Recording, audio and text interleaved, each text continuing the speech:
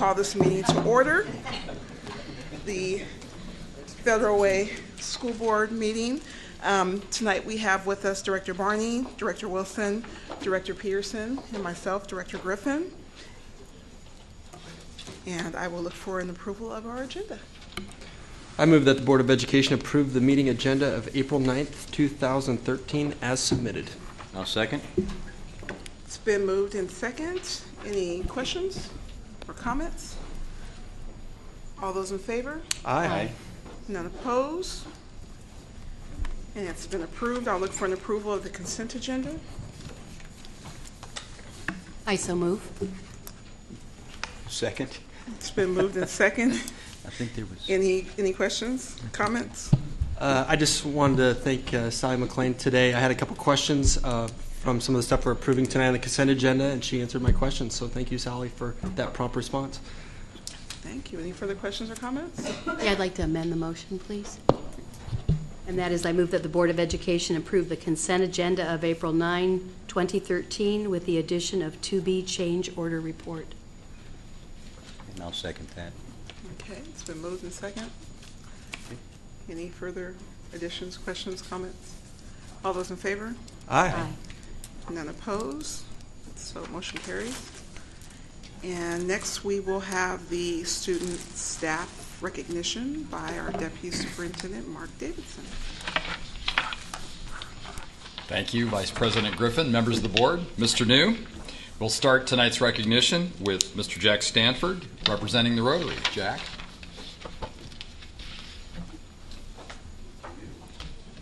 Thank you.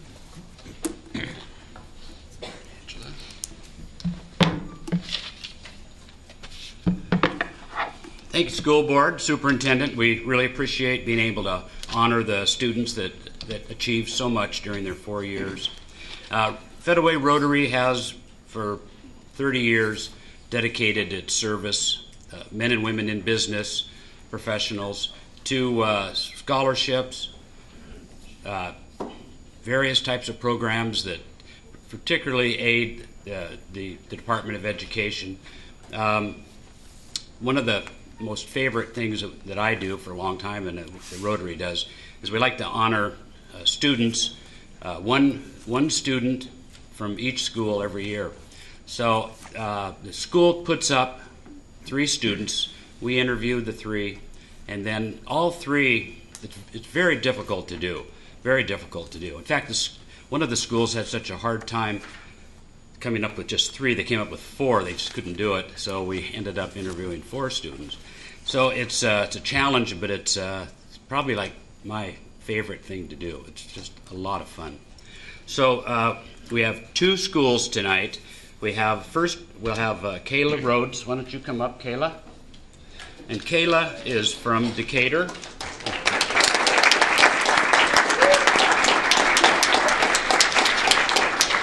So Kayla, I'm going to give you this. Thanks. Plaque. Keep it forever now. Someday become a Rotarian, remember that, like our superintendent.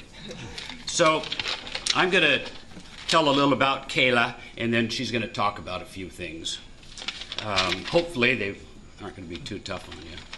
So Kayla's been involved in advancing leadership since she was in the first class of the youth program in 2011 when it was established. She's now in the second, just completed, or in the second year of it. So one of the claims to fame of the advancing leadership of that class was the first day, one day Federal Way started then, which has turned out to be a fairly significant program.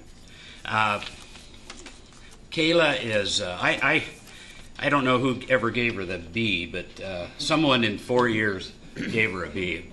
So she has a 3.96, so it seems like that's just like 1 minus, I would think. She's the president of the Honor Society. She's one of the editors of the yearbook. She, all AP classes, and this is, now we know, this is the secret of why the school's doing so well with all these new programs. Superintendent has an advisory council, and so he pulls these students together once a month, finds out what they should be doing, and then he just does it for the whole school district. So it seems pretty easy. One of the things she's going to talk about is she's involved in the robotics. So she's going to talk about robotics and a little bit about a few things. So anyway, without further ado, it's all yours. First, I'd like to thank the Rotary for choosing me as the Student of the Month. I also like to thank my parents for supporting me all these years. So I'm a graduate of Advancing Leadership Youth, class of 2011. And I've taken a lot from that program. Like, I've learned a lot about leadership. And it caused me to step up into like different leadership roles, like President of the Honor Society. I would have never ran for that if I had never done Advancing Leadership. And I feel like I'm more prepared for college because of Advancing Leadership, because I'm better at public speaking and stuff like that. And I also really enjoyed being part of the first One Day Federal Way, because I had the role of recruiting volunteers. So I spoke at the Honor Society meeting before I was president. I was just a member. And then this year I'm part of Advancing Leadership 2.0. And that's also been very helpful because we've learned about like money and financing. And then my first robotics team was 4560 Duct Tape Madness. We named it Duct Tape Madness because we had a flag on our robot to like block the disc being shot from other robots, and that actually worked really well. And other teams actually copied us after they saw us doing that. We finished 38th out of 64, which is okay for a rookie team, so we were all really happy about that. And it was just a really good time doing that. So yeah, again, I'd like to thank the Federal Way Rotary for this great honor, and yeah, thank you.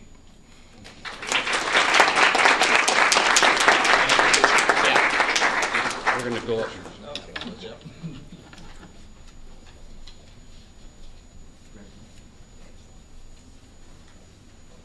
They always Photoshop me out of it, so. Not the truth.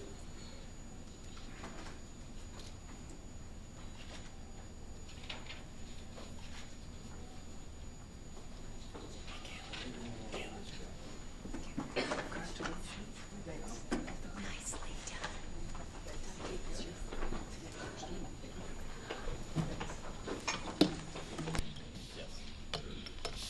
Thank you, Kayla. Put my glasses on. Our next student, Bianca Arispe. Bianca, why don't you come on up here?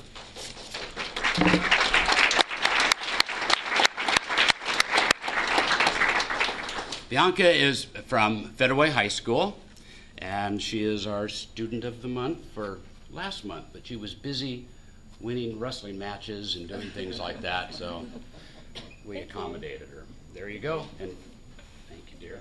So why don't you stay right here? I'm going to tell a few things about her, and then she's going to talk about a few things too. So, senior class president. She's a mentor. I think she's going to talk maybe a little bit about mentoring. She's in ROTC, and she's in AVID. She's going to talk about AVID. She also had 1B in her 4 years too. So maybe it was the same teacher, just moved around. So it was a 3.9. Cambridge, AP, all the things, all the innovations that have been happening in the school district. One thing I see this a lot over the years. The kids are involved in their youth programs at church, or they're involved in community outside of school. This young lady is involved in countless activities outside. We had asked her, how possibly can you even do this? She says, you just do it. She learned that. You just keep going and you do it and you fit it in and it works. And apparently it does for her.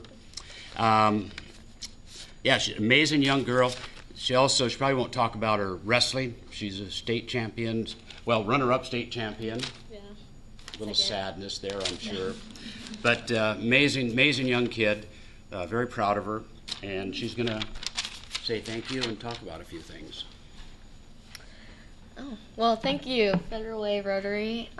Yes, I've achieved so many things at Federal Way High School, but I have to say that Avid has definitely been a stepping stone to all my successes at Federal Way. Since 9th grade when I joined, I learned to keep myself organized with binders and classes, and to public speaking, to getting involved. They like you to get involved with at least like one club or sport, and so I did a couple. So then also one thing that we pushed at Federal Way was to do Ignite mentoring, and so I was a Ignite mentor, but there we call it Eagle mentoring. So I mentored last year and this year, which is very fun because we get to take little freshmen under our wings and like tell them how to do the Eagle spirit, you know, like help them out with any classes, which is definitely important because I know that when I was a freshman, I had a hard time, and I was so grateful to have upperclassmen help me out. So that's what we're able to do. And then also with ROTC, it helps me to get out and do a lot of community services, which is what colleges like to see. So yeah, I guess I've done a lot at Federal Way, and I'm very proud of what I've done. So thank you for letting me speak to the board, and thank you again, Federal Way Rotary. Cool.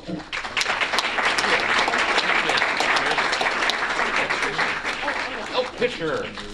Cool. Thank you.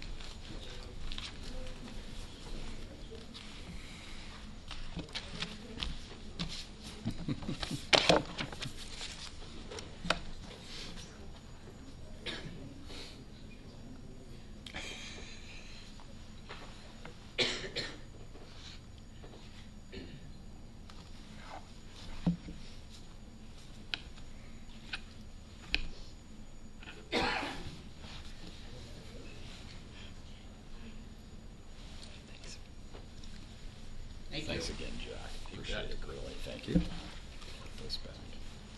All right.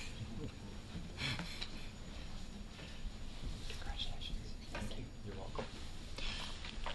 Next, I'd like to introduce Principal of Decatur, Mr. David Brower. David?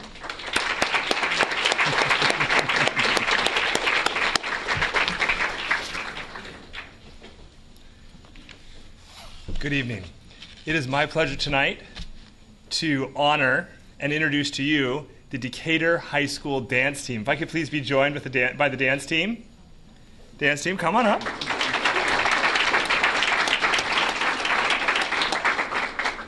As they make their way over here, let me talk a little bit about them. Decatur's vision is that every student will graduate prepared for success beyond high school. Our dance team truly embodies our vision and what that means to us.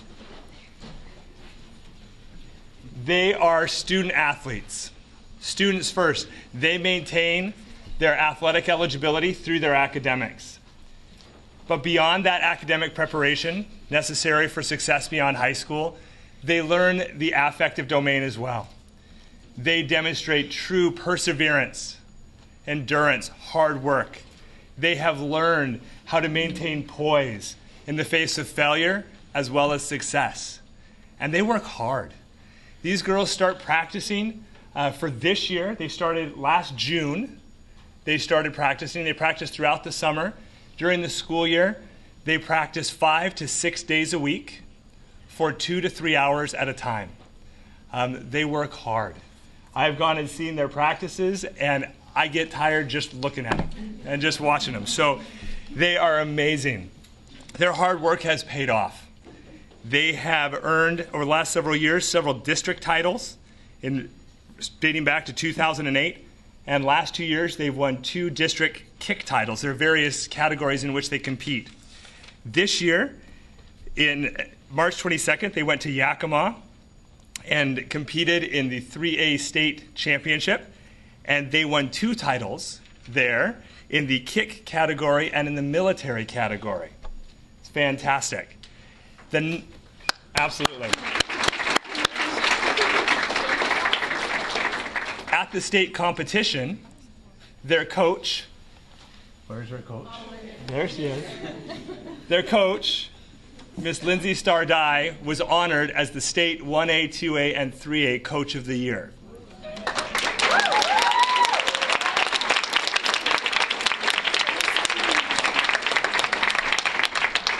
but not ones to rest on their laurels. The very next week, they flew down to California to compete in the national competition.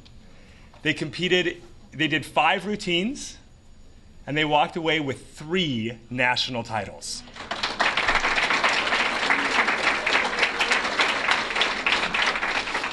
We're extremely proud of them and all their hard work, and we are truly proud to claim them as Decatur Gators. Thank you.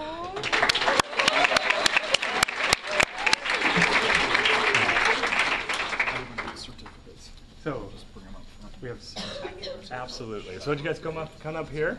We have certificates for you.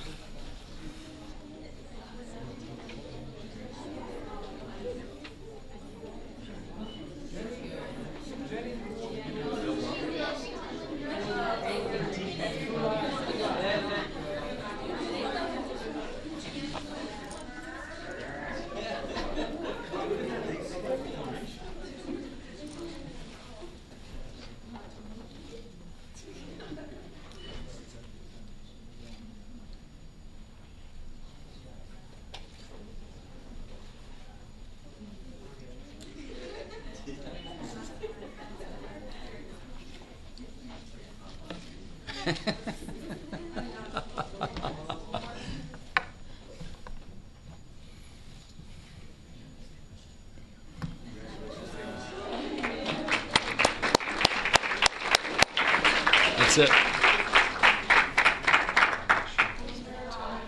Oh, those two. Next, yep. She comes up to do.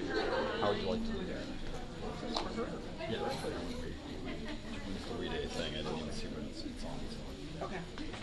If that works.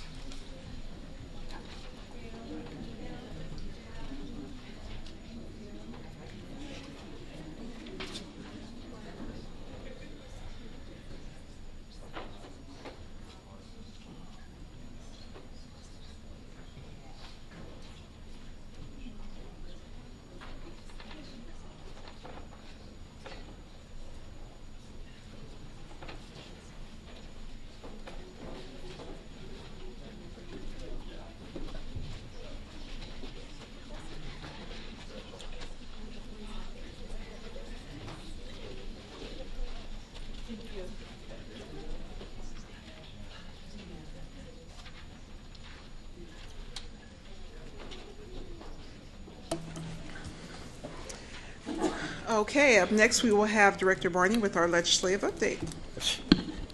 I wish I actually had something to report. Sally probably knows more about the budgets than I do.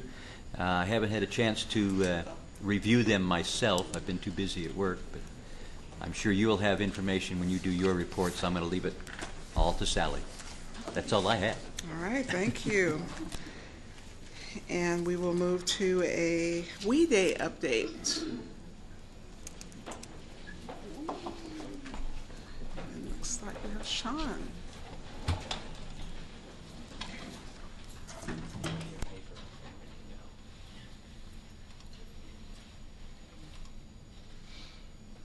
Good evening, Superintendent New, members of the board, community that's still here, thank you. oh, this is on automatic. Okay. Pause for just a moment here.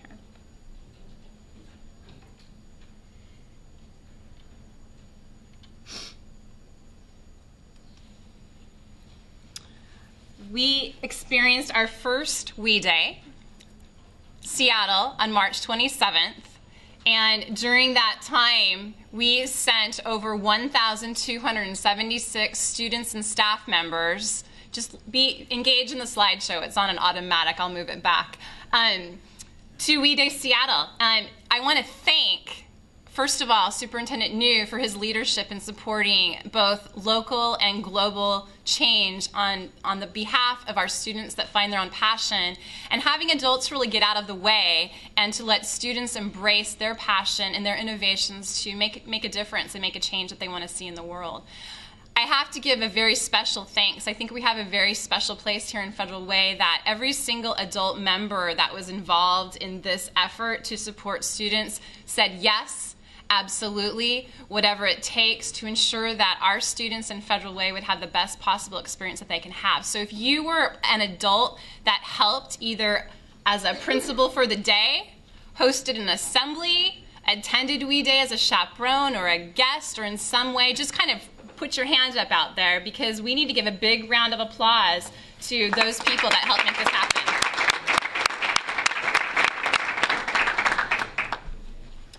What I'd like to do is to share with you a little bit about where we've been. Where did we start with WE Day? So I'm going to come back here. Show you a little video about where it all began in October.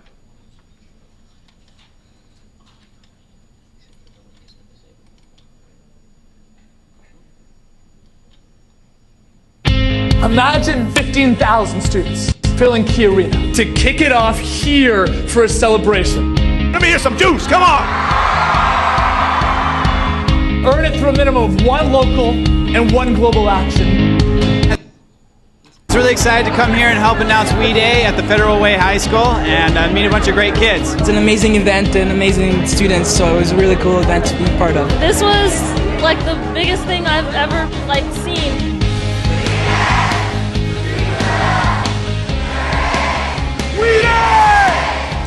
You guys are the light. You guys are the future, so lead us into a bright future. The WE Day is an amazing event. This is an amazing activity. These kids are so excited. It's outstanding, man. I'm glad to be a part of it. The challenge is in your hands to see if we can make this a success here in Seattle. We're going to make a difference. See a need, meet a need. Federal High School is a great school. We're going to let them know that we want to meet needs. We want to contribute to our community and see great things happen.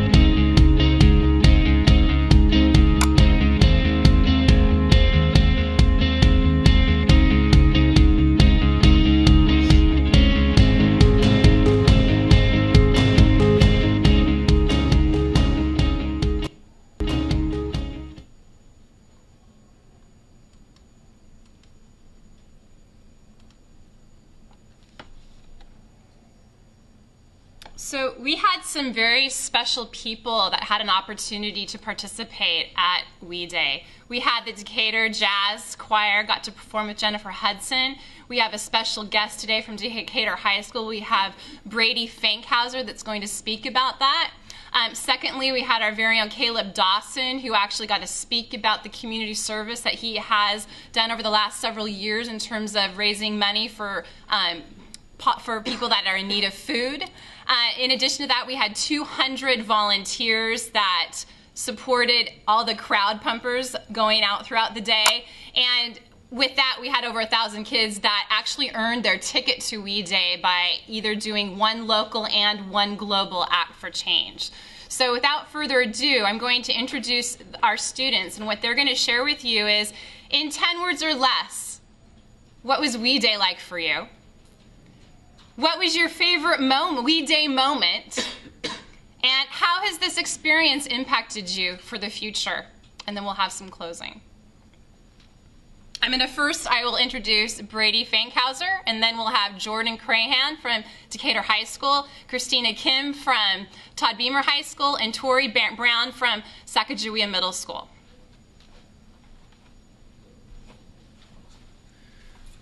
10 words or less, I just have to say life-changing.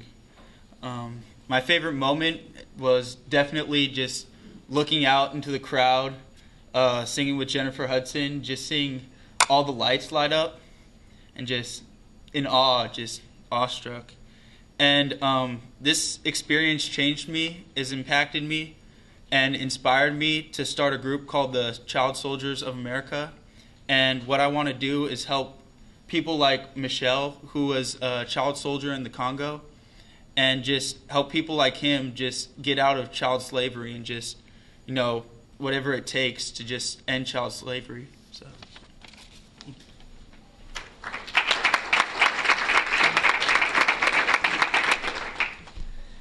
You know, when they gave me this prompt of 10 words or less, I didn't know if you meant a sentence or some adjectives. So, in the interest of pleasing my English teacher, should any of them be watching, I will go with the sentence. A great combination of fun and inspiration is my description of WE Day. Let's see, cheat for a second, pull this up. My favorite WE Day moment had to have been watching everybody else get out of it what I had already seen. Being that I was one of the people who went to Vancouver, I knew what I was in for, but the excitement in everybody else's face when we go from hyping this event and seeing all of the buildup and participating in these events to seeing it actually come to life right in front of your face. That was the most rewarding part of it for me. It was great. And this experience will impact me. I was actually talking to Caleb Dawson the other day, and we were talking, you know, it's almost over for us. We've got 38 days of school left. Not that anybody's counting. And, you know, we were wondering, what about legacy? You know, what is next for us? How will we be remembered? And we realized, you know, we've been a part of something that is truly huge, and it doesn't have to end. You know, we're going to college, but that doesn't mean we can't continue to take what we've learned and continue to impact other people no matter where we go. So thank you for that experience, and I'm truly grateful for it, and I can't wait to see where this district goes.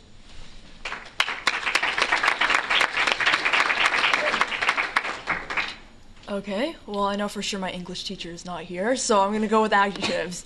Basically, energizing and inspirational completely. My favorite WE Day moment must have been, I guess it's split into two parts, partially hearing the stories from the speakers themselves, Molly Burke, Spencer West, about their inspirations that they had in their lives, about all the roadblocks they faced, all the challenges and obstacles that were in their way, but they overcame all of them to become the people who they really wanted to be and people who they appreciated. They got that kind of self-confidence in themselves. They kind of cast away that self-doubt that a lot of people have about, I can't do this, I can't go on with this. And then in doing that, they also help inspire so many more. I saw my classmates there who were kind of nervous about joining this thing in the beginning. I know, like, I know several for sure that were like, I'm not sure about this project. It's kind of really big. Can I really be a part of this? And they went to the event. They totally inspired. They came out of it and they're like, whoa, I'm totally going to keep on going with this. This is what I'm going to do for like the rest of my high school career. And then for sure, I can count literally how many leaders are coming out of this event. And like Caleb, like Jordan, it's almost the end for me too. I mean, going to college next year. But one of the biggest things I took away from this event is that continuing that journey of like learning about leadership, learning that I can go out and I can change things in the world if I want to.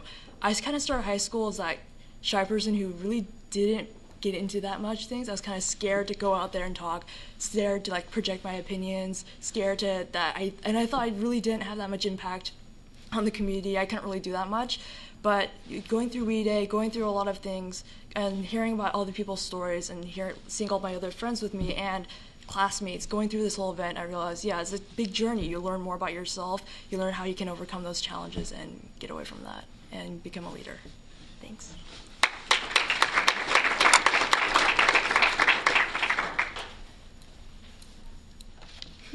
My WE Day experience was inspiring and very dramatic for me because it was my first concert. I've never been to a concert before. My favorite WE Day moment was probably just seeing Spencer West and seeing someone that didn't have legs but was able to climb a mountain, and it just really inspired me. Like, I almost cried. But I really liked being a Youth Spark reporter for Microsoft. It was very fun to use the touchpad screen and to just see all these speakers who are impacting us and teaching us that just because we're kids doesn't mean that we can't change the world and change child soldiers around the world. And I'm actually going to Japan this year or this summer to teach children about Christianity, and seeing all of the kids there, that you could just see it in their faces. They were lightened up by what was around them, and I think it was really great to see that other kids were interested in the things that I want to do. So WE Day was very, not only fun, but very inspiring, and I want to thank my teachers and my parents for encouraging me to go through this. So thank you.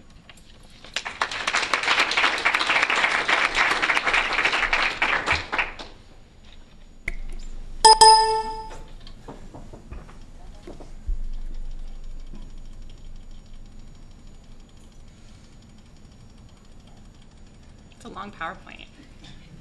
There we go. So I think what's important for us to do is once this event passes, is that it's important for us to continue to lift up our student voices and to illuminate the possibilities that they want to continue, even though that We Day is over, and continue the We Act. And so when you think about that, what are some immediate next steps that students have, in search for them? And I would like to just outline 3 of them. One of which you can see up here is Free the Children's Youth Summits. Free the Children has 3 regional youth summits coming up in the next month. One is on April 20th, which is going to be hosted at Todd Beamer High School. So there's going to be room for 150 students. You can sign up on the Free the Children webpage, and it's from 8 to 3. And they're providing keynote speakers, they're providing food, and they're providing leadership development in terms of both local and global citizenship. So that's a fabulous opportunity for our students. The second one is we still have the district campaign Sierra Leone Adopt a Village, and I just got some numbers from Free the Children that so far we have already raised over $500 for our Adopt a Village in Sierra Leone from 2 of our specific schools. So we're still on our way and on the road to fill our 3 pillars, which are health, education, and building schools. The last one is Me to We trips. Both Rob and I were spoken to by some of the Free the Children staff where they want to investigate and look into having our students and staff members take students on trips across to different countries to build schools, to educate children. And so that's really the next piece is to what does it really look like? And to get our children, both children grades 6 through 12, to have a international global experience, both in service and or product development, which is a really fabulous opportunity that's on the horizon for us. And so just in conclusion, I want to thank the 4 students for sharing their stories and their experiences with us. And there are many, many more, because remember, we had over 1,200 voices have an experience, both children and adults included. So thank you, and we look forward to more We Day updates.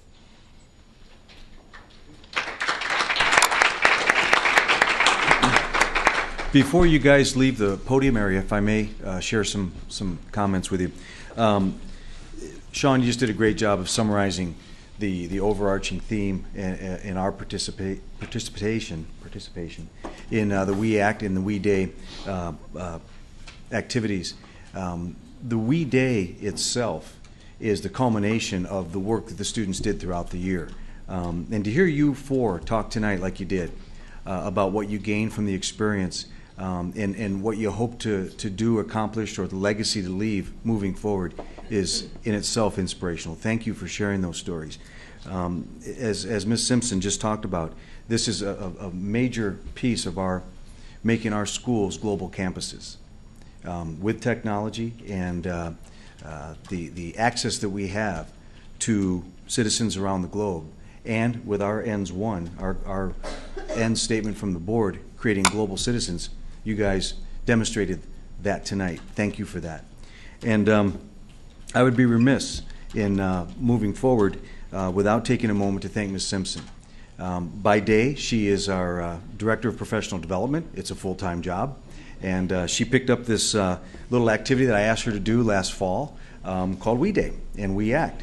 And it was an amazing amount of work.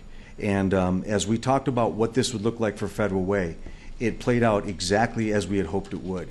In this inaugural event in Seattle, new to the region, we had the opportunity to know a little bit about it. Jordan, as you said, you were one of the group of us that went up to Vancouver, so we knew what we were going to see in Seattle.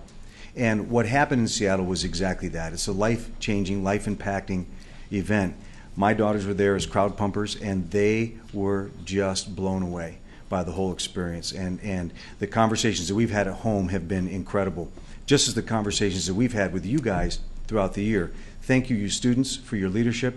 Ms. Simpson, without you, this wouldn't have happened for Federal Way. And I just, on behalf of the district, want to thank you and give you a little special recognition, a little certificate for the work that you did. And I just want to publicly say that without you, this wouldn't have happened, but more importantly, because of you, it happened to a degree and a level that we could have only hoped for and wished for. Thank you, Sean.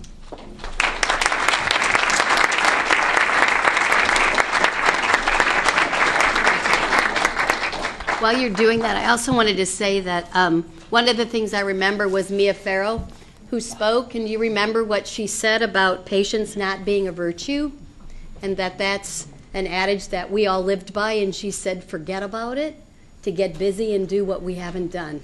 And that's exactly what you're doing, so thank you. Thank you.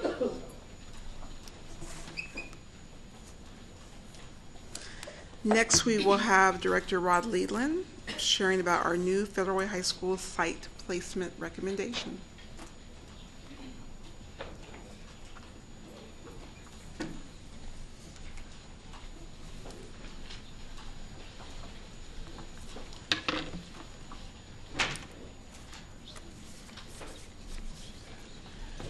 Good evening. We have a brief presentation of, we are carrying forward a recommendation on Federal Way High School reconstruction, rebuild, remodel, replacement, lots of re's describing this.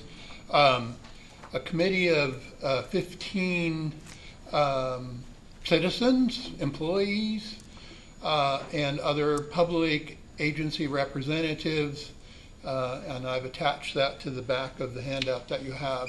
I met a week ago tonight, and for 2 hours saw a presentation of which right now I'd like to have Jane Hendricks from SRG Architects quickly go through that. So we have about a 4.5-minute presentation, and then I'll help close. Okay, Jane? thanks. So you're all familiar with the Federal Way High School site here, and when we were last before you in September, we had identified 3 basic site options for the new school on the existing 38-acre site, creatively named the north site, the east site, and the south site.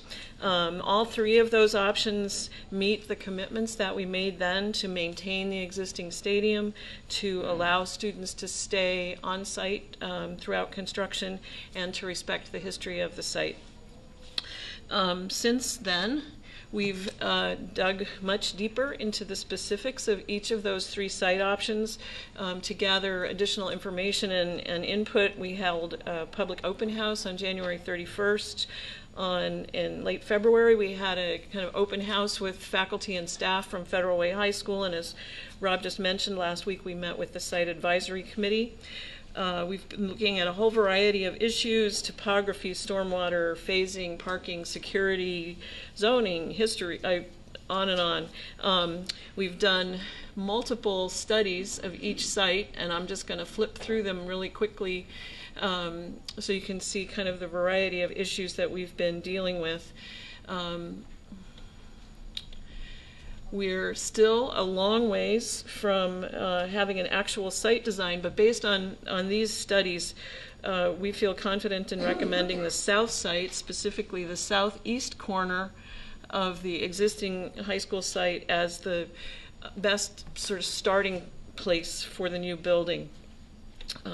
Anchoring the new building at the corner creates a strong presence along the Pacific Highway and echoes the original location of the original school that was first on that site in 1938. It provides a kind of visibility to the community that promotes involvement and engagement and helps to create a safe learning environment for our students. It works with the natural features of the site to create a clear organizational hierarchy within the campus that helps the district plan for future partnerships or expansion. Next steps include confirmation of building program elements and the development of an actual building design that successfully meets all of the goals that we've set forth for the project. It was quick. You have a handout. We'll entertain questions if you have them. Board members, any questions? Just one. As I look at some of these pictures, are we talking about lowering the ground level to match, you know, like the existing stadium? Because I look at some of these pictures, it looks like we've kind of graded down to create an open area going into the stadium from a different location. No, what we are trying, we hope that we will be able to make a connection on the site with all of the facilities on the site, including the stadium, so that they don't feel like they're not talking to each other. There is, as you probably know, approximately 50 feet in grade change from this northwest corner to the northeast corner to the southwest corner. So that's one of the significant challenges of the project, but we haven't reached any conclusions about the final grading and elevations of the building. I just kind of look, because the current field house, basically where all the stuff's stored and the locker rooms and everything, I don't see it there in terms of how they would get from wherever to the football field for the games and things of that nature, and where you would store all of the equipment. And yes. So the temptation to go to detail. Yeah. I just looked, the building was gone, that's why. Is upon us. And we've actually gone too far already in this presentation because we've allowed you to make the assumption that we have done the design work that you just asked about. So the relationship of the parking that you see there to the south and to the west doesn't take into account what Jane just said, is that the existing pieces up here and the existing parking is down here, and we haven't resolved that. This is really just to demonstrate how developing from the southeast corner might look. And the blocks in brown, which many people have assumed are the organization and design of the building, simply show the volume. Some volumes will be big, some volumes will be thinner, some will wrap the corner. We've not named them. We've just said, for 230,000 square feet, can you get it on this corner, make some sense of it? That's as far as we've gone on design. So from the original set of designs, when I went to visit, this design that was chosen was what was original site option S1, right? Yes. Okay, okay. And as just to reinforce what Rod just said, these are all kind of test to fit studies. Right, but conceptually, yeah, but conceptually if I'm trying to figure out where it was in the scope of what I looked at before, it was what was considered that South 1 or that S1 picture. That's right. Okay, okay. Thank you.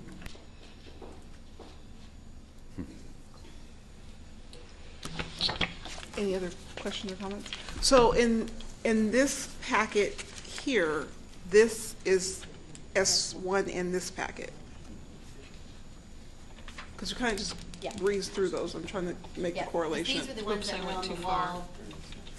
Yeah, These were the ones that were on display. Yes. Yes. When we brought all of them, we Yes. brought like 9 or so. Yeah. Okay. Right. Okay. Okay. Okay. But this is taking, the last one you just showed is taking off the names, the labels, because that's not defined yet. Okay. It's to show 230,000 square feet is about this big. Some blocks big, some blocks small, some long.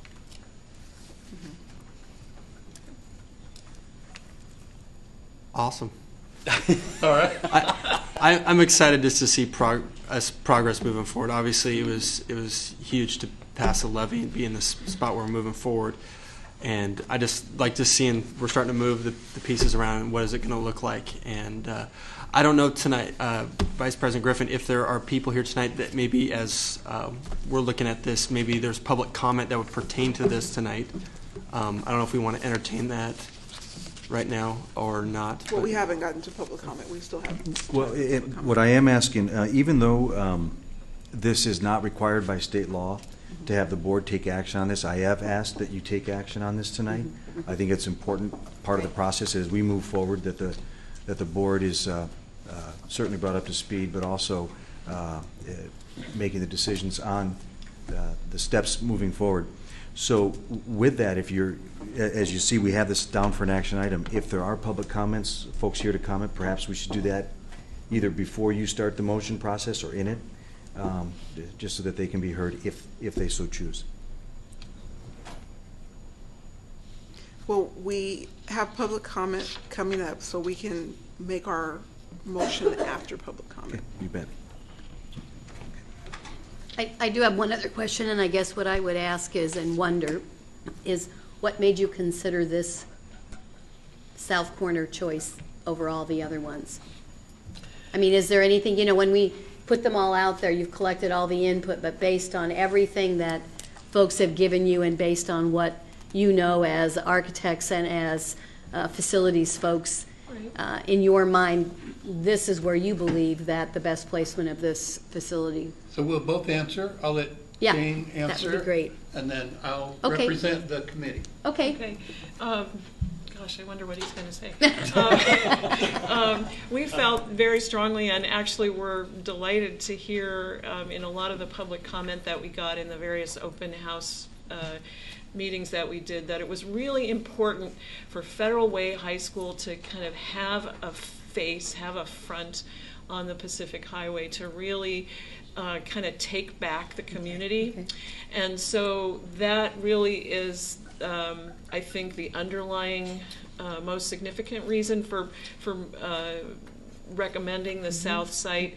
I think there are also issues that, I think that south site is one that we can also make the safest, that it's, you know, there's the most observation opportunity and ability to have eyes on the street, to use that expression, to make it a really healthy and safe environment for our students. But it was that kind of taking back, the kind of reclaiming the community that we heard so often and very eloquently, especially from some of the faculty. Thank you. And I hope you've had a chance to look at the roster of folks who were invited to be on the committee and graciously agreed. Everything Jane said, we heard back from when we debriefed at the end of our 2-hour meeting. People said what Jane said, and I'll just go through that. Reclaim the place, take ownership, have a presence, fly the flag of the flagship. It's the point of history, not only for the school, but somewhat for Federal Way High School. The school was there first, then came the federal highway. And there were concerns, although the entire committee supported and made many comments like this in support of this location. They wanted to make sure that as we did develop designs, that we took into consideration where is the parking located, even though we show it in a certain place here. Make sure that we're aware of how crime can be mitigated by how we develop the site, how we might cause traffic congestion by making a choice about placement of fields or access points. Make sure that we minimize the cost of putting it in any location so that the most resource can go into the school building itself. To make it efficient, consider pedestrians. In the future, we expect more people on foot or other means of transportation. And then there's lingering concern amongst the committee, the design group, and parents about the phasing part, which means some parts of Federal Way existing won't be there while we're building new. They wanted to caution us to make sure we took that into consideration soon, so that as we move ahead, we know what that could look like. Okay, any further questions or thoughts?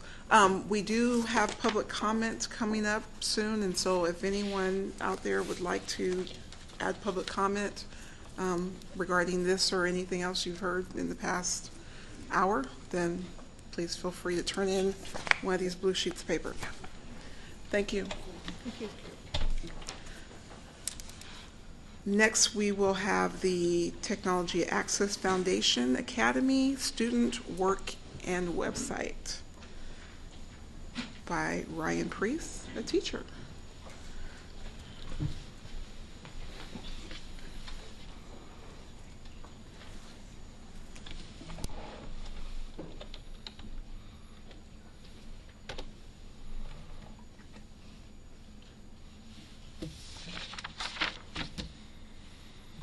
Good evening, members of the board, Superintendent New, and community. It's my privilege to present to you some of the work of several students at the high school level at the Taffa campus in regards to a geometry website that they have placed together in an effort to build student-to-student peer tutoring models that is available to other students here in the district as well as to outside the district and hopefully internationally. The nature of the material comes from students creating their own assessments as well as creating their own opportunities to demonstrate that they have learned during the regular classroom day in an effort to try and be of service to other students. In a systematic way, for the past 2 years, students have used smartboard technology as well as some very simple microphones and a $99 piece of software to simply take their work and to catalog it. A few weeks prior to our break, Superintendent New, we were fortunate to have him on the campus, and he noted that they were doing this work, but then also noted that they were doing it in multiple languages. And the reason that I want to show it to you this evening is to not only demonstrate that the students are capable of this work, but also to highlight the ability to use this work for including students who have, or building, I should say, English proficiency. The first thing I'd like to show you is how the work is organized. There are teacher videos, which I don't want to highlight at the moment, but the student videos are highlighted by chapter. It is essentially an entire year's worth of curriculum in geometry. The world languages are currently done in Somali and Spanish as a proof of concept to show that it's possible. Students have also created MP3 MP3 recordings for students who prefer just to listen because of their preference in learning modality. Students have also created pictorial diagrams as well as flowcharts, and then have also created common mistakes videos, which is not them trying to make mistakes. It's them trying to anticipate where their peers might make mistakes and to offer suggestions as to how to avoid those mistakes. First, I'd like to show you a Spanish video that was created by a young lady that I've had in geometry.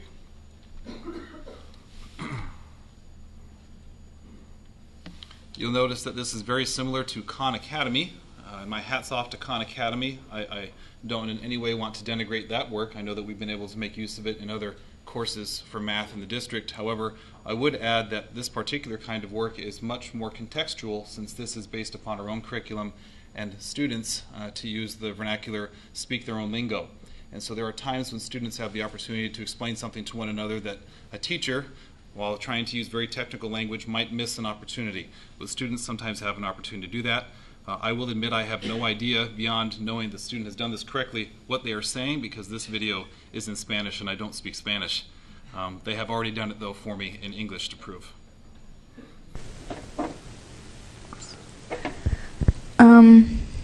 Estoy haciendo en el libro, en la página 408, número 28, te dan este What you are dibujo seeing is work that has already been put on the screen, and tienes then que because of the encontrar la suma de software that we're cada using, ángulo you will see interior the students do their usando la work in real información time. dada. So this was done prior to the beginning of the Y para recording. hacer eso tienes que sumar todas las In the interest of time, if I continue to move forward, más you'll simply see the student do the work on screen.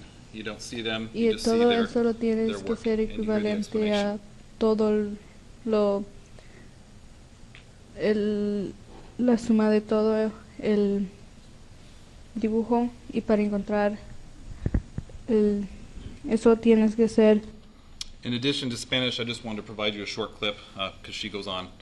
And in addition to that, I wanted to point out that the unique feature of this is that students who speak multiple languages, and we obviously have many, I think it's an opportunity for them to demonstrate that it's an inherent advantage to have more than one language.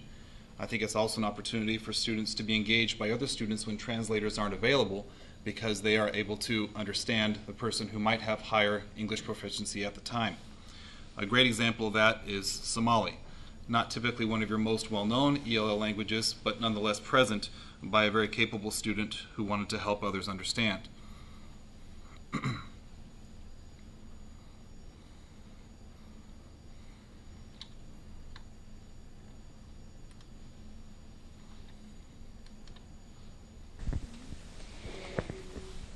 hadda maxaa haysanaa chronograph Hansi and G oo la rabo la graph gareeyo -3 iyo 4 H.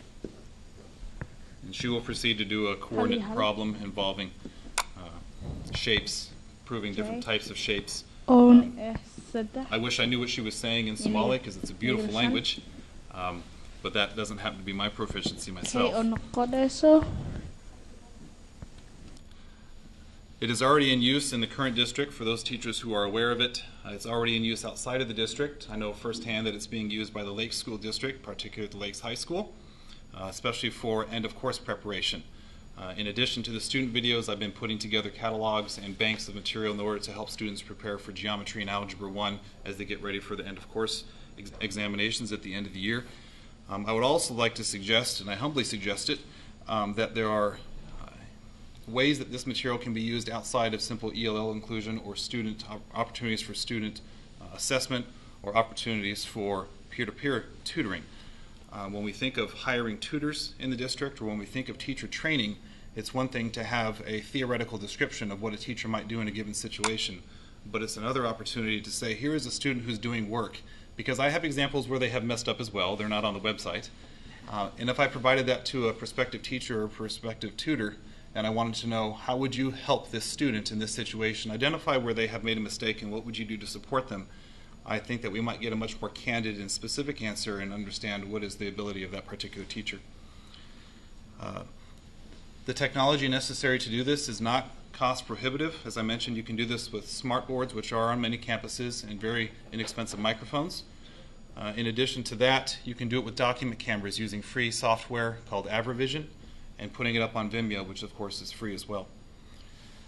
I'd like to add that there's a huge bank that can be accumulated in a short amount of time if multiple campuses are doing this. And I'd also like to encourage, because I think that teachers can catalog their work very quickly. I recently discovered within the past 2 weeks, I got some think time over break, I found a way to do this wirelessly so that I don't have to be tethered to a computer, which means I can essentially hit record at the beginning of a lesson. I can let it go as long as I like, and any student who wants to at the end of the day can rehash the entire lesson, should they so choose.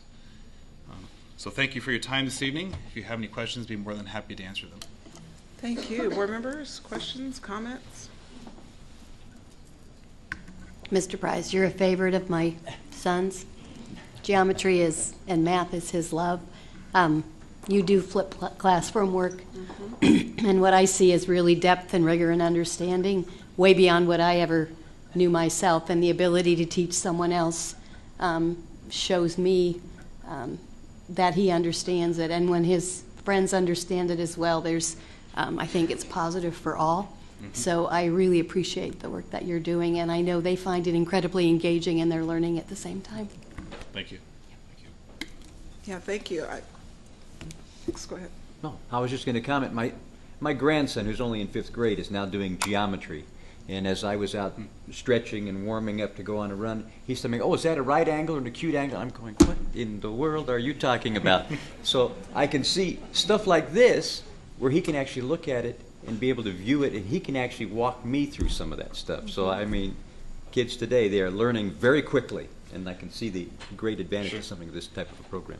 My current principal, Paul Teitler, is encouraging me to take the teacher videos, which are also accumulating, and create a parent website for the specific reason that you just asked, that they probably have that registry back in the mind somewhere, and they might just need that 2% of information to regurgitate and help their student along.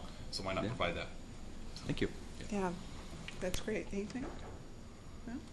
Well, I will say that geometry upset my 4.0 GPA. So I'm very jealous not to be a student in the 21st century where we have these types of tools and resources. And thank you so much for engaging our students and then sharing it publicly. Thank you.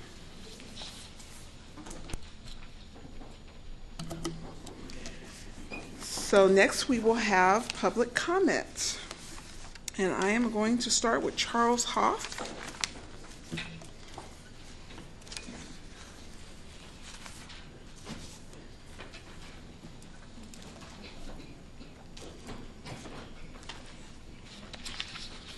Let me start saying that that look very interesting, the geometry, because some of you may have got Education Week today. I got my copy, and here from the National Center on Educational Statistics is the following quote.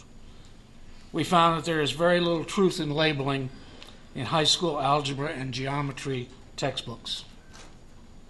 So maybe we do have to create our own. I would suggest that perhaps the board might want to ask to have a serious look at what is being taught in algebra and geometry. I've done a fair amount of tutoring in this district, and I have seen some of the shortcomings in that area. So a review of what is actually happening there might be forthcoming, and some of what you saw here might be more necessary than you might think to get there. For those of you that may not have heard, Jeffrey Canada will be here the 26th of April. Any of you that need an invitation to get to that inspiring speech, which is kind of we for adults, I would be happy to help you out on that. As you probably know, as Ed probably knows, the DREAM Scholarship Program is not doing well in our legislature. And we had here a few weeks ago a group of kids which would be highly affected by that one way or the other. And I'd like to extend an offer to help some of those. I have sources of funding that could help some of those, particularly 9th and 10th graders, if you would be interested in that kind of help. Thank you. Thank you. Next, we will have Tracy Hills.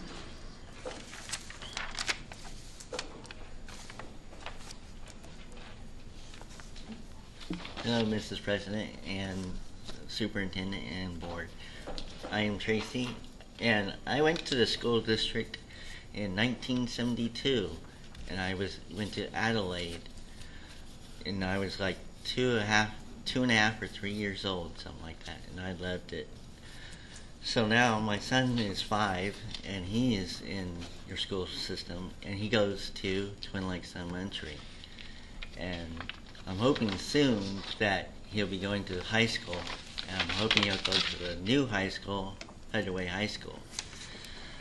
I just want to talk about the presentation about the south part.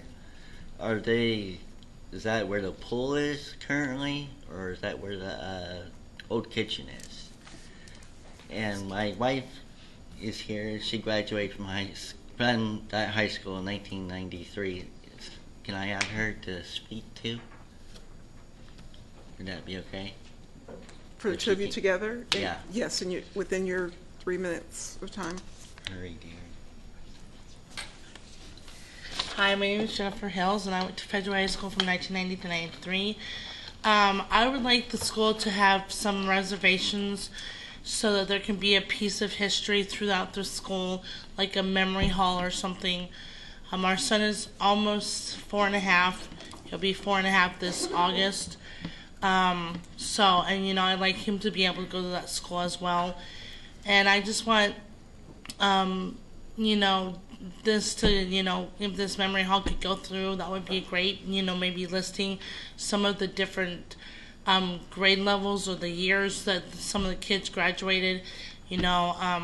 I was involved with the school through Sharon Boyle. She is a friend of mine and longtime family member.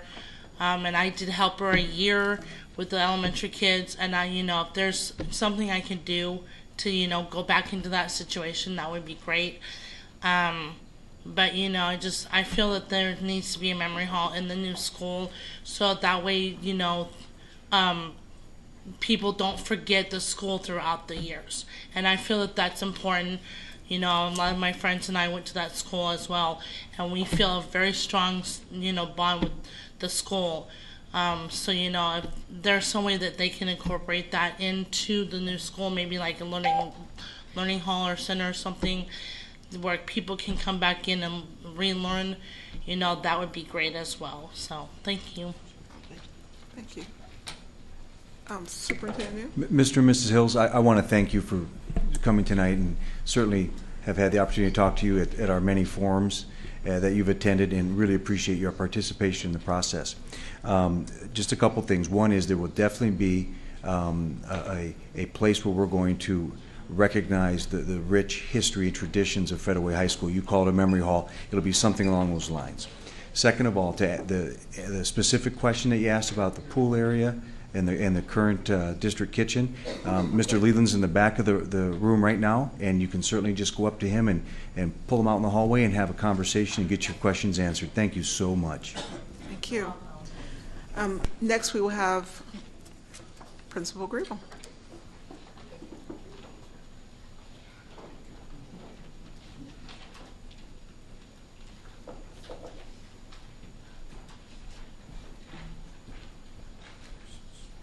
Hi, I'm Lisa Griebel, and I'm honored to be the principal of Federal Way High School, and I'd like to speak to the site selection between the north, or among the north, the south, and the east. And I would first like to say that I appreciate this long process that it's taken. They have really done, I think, Rod and his team, a great job of taking lots of input. They've had evening forums, they had a committee, they've talked to our staff, they've taken numerous emails and calls. So I really know a lot of thought went into the site selection that they're recommending this evening. One of the things that have been talked about is maybe trying to get off of Pack Highway, off of Pacific Highway, and I want you to reassure you that our staff feel that we shouldn't run away from something that could become a way of changing how Pack Highway is represented in our community. We're very proud of our Mayor Skip Priest and the work that he's doing about the future of Federal Way in general, and we want to be a piece of that. And we believe that building right there on 308th and Pacific Highway can be a part of really reclaiming what that highway is, and have our school be a part of making this city a great place. The other piece is that I know there have been some concerns about where will the students be housed if we do choose the south site. And our staff feel that we would rather live in the short term, maybe be a little uncomfortable, if what we were going to get in the long term is really going to be a great place. So we'd like to reassure you that we know that whatever happens on the site during the rebuilding process, that our staff is committed to making sure that students are safe through the process, and that the students that are there during the rebuilding process are going to have a great high school experience. And again, I want you to know that we have great confidence in that what the selection process was, and that the south site will be a great place to be. Thanks. Thank you.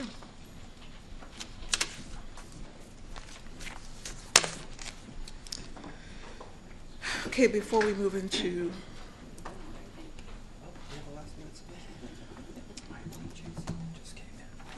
thank you. Okay, we will have public comment by Bruce Martinez.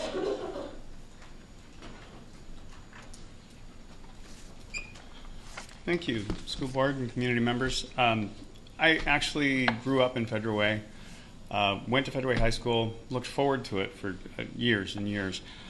My second daughter attended Federal Way High School before she moved in with her mother.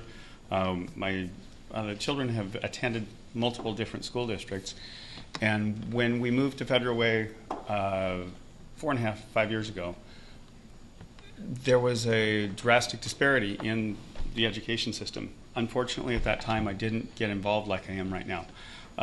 Seeing that Federal Way has voted on and has voted to build a new high school was exciting to me, frankly, from the standpoint that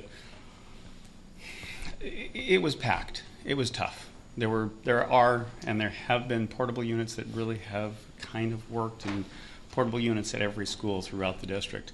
Obviously, over the last 40 years, Federal Way has become a much bigger city than it ever was before. We have more kids. We have a lot more going on. Seeing the site plans and having a personal vested interest beyond just my kids going to the school, I am very much concerned about the same thing that the principal just mentioned. Seeing the southeast site plan, every building will be razed to the ground. Everything will be bulldozed, gone.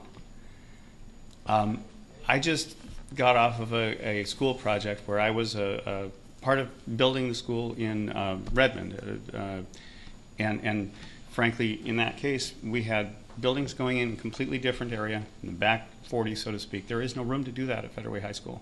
There will have to be buildings taken out, and there is, frankly, that's a real big concern. Every distraction that can be made by kids or to kids will become a problem, will become an issue.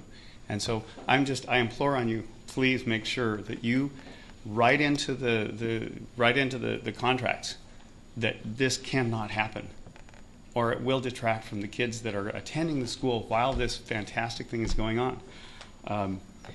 Frankly, that focus is necessary. It's absolutely necessary. Obviously, Federal Way is changing its brand. It's changing the way that it looks. This will have a major effect in it, and I hope that we can. I hope that I can help keep the focus of the school board on making sure that, yes, we're going to go forward with this. We're going to maximize our cost effectiveness, but we're also going to make this the best for the kids now and in the future. Thank you. Thank you for sharing. Next on the agenda, I was going to move in the motion for approval of the site placement, but before we move that, well, I have a question during the motion. I'm sorry. Go. I'd like to move that the board accept the site placement of the new Federal Way High School facility on the southeast corner of the existing Federal Way High School site as recommended by the site committee. And I'll second. It's been moved and seconded. Any questions, comments? For me to see that tonight, that's kind of always how I pictured it in my mind, how it might look. And so I was just happy to see the committee kind of came to that spot as well. And I appreciate the different comments from the public tonight about that. I know even more so than tonight, there's been comments throughout this process. And so I just keep in mind throughout this whole, as we're moving forward with this, just the need to be, to do our due diligence and really making sure we ask the right questions, not moving too quickly or too rashly through the process. But at the same time, too, we have a school right now that does need to get rebuilt, and we have students that are waiting for that on the other side. And to be get this building up and ready to go for them is critical for their future. So I'm excited that we're making steps forward on it. Anyone else? So I just have a clarifying question because I think I might have missed something. Are we talking about clearing out the school site to build on the south site where students, I heard a couple of different things, and I want to make sure we're clear on. So yes, to build from the south, some of the existing building will be taken down. Okay. Mm-hmm. Those programs will be accommodated on the site, as you've directed us, through either reuse of some of the existing buildings, including we're exploring, is the pool going to be part of that solution? Don't know yet. We haven't gone there, but it's there. Mm-hmm. Does the kitchen offer any opportunity to accommodate kids while we're building new space? We don't know that yet either, but we've toured it. Our architects have taken a look at it. We're doing a structural assessment of both buildings to see that. We may and probably will bring in temporary housing for students. And we've started, if you approve this, we've already done some schemes to say, could that work? We did that for all of the schemes that we presented, said, how would you go about it as you constructed new and took down old? So it's going to be what we call a phased project, meaning there's a phase of tear down, phase of build new, students occupy new, we tear down another piece of old. At this point, we're hopeful that we can do one that's only 2 phases. So, and can you remind us of we did that previously in the rebuilding of one of our schools. We have done that. Lakota. It was successful. Yep. Yes. Yes. Okay. Any other questions or comments? Okay. I just want to thank Mr. Leland for the process. Ms. Griebel just alluded to that you know, he's taken his time, worked with SRG and the folks at SRG, Green Gasaway, appreciate their leadership, but also their ability to gain the input from community. You know, this is obviously it's an essential first step, but in the scheme of things, I think it's something that is often overlooked. And I know that as we began the conversations originally about the site, this was not my preferred location. But through the process of conversation, not only with Mr. Leland, but the architects, and also community members and staff, I do believe that this is the best recommendation, and you know, trust that with your approval and moving forward on this location, that there'll be great care taken in providing for the students as we go through this process. Okay, we have a motion that's been moved and seconded. We've had comments, so all those in favor? Aye. Aye. None opposed. It has been moved. So moved. Next, we will have additional superintendent comments. Actually, you won't. Those were the comments that I had tonight on those issues as the agenda has unfolded. So you can move on into your comments. Thank you. Thank you. School board comments, and we will start with Director Peterson.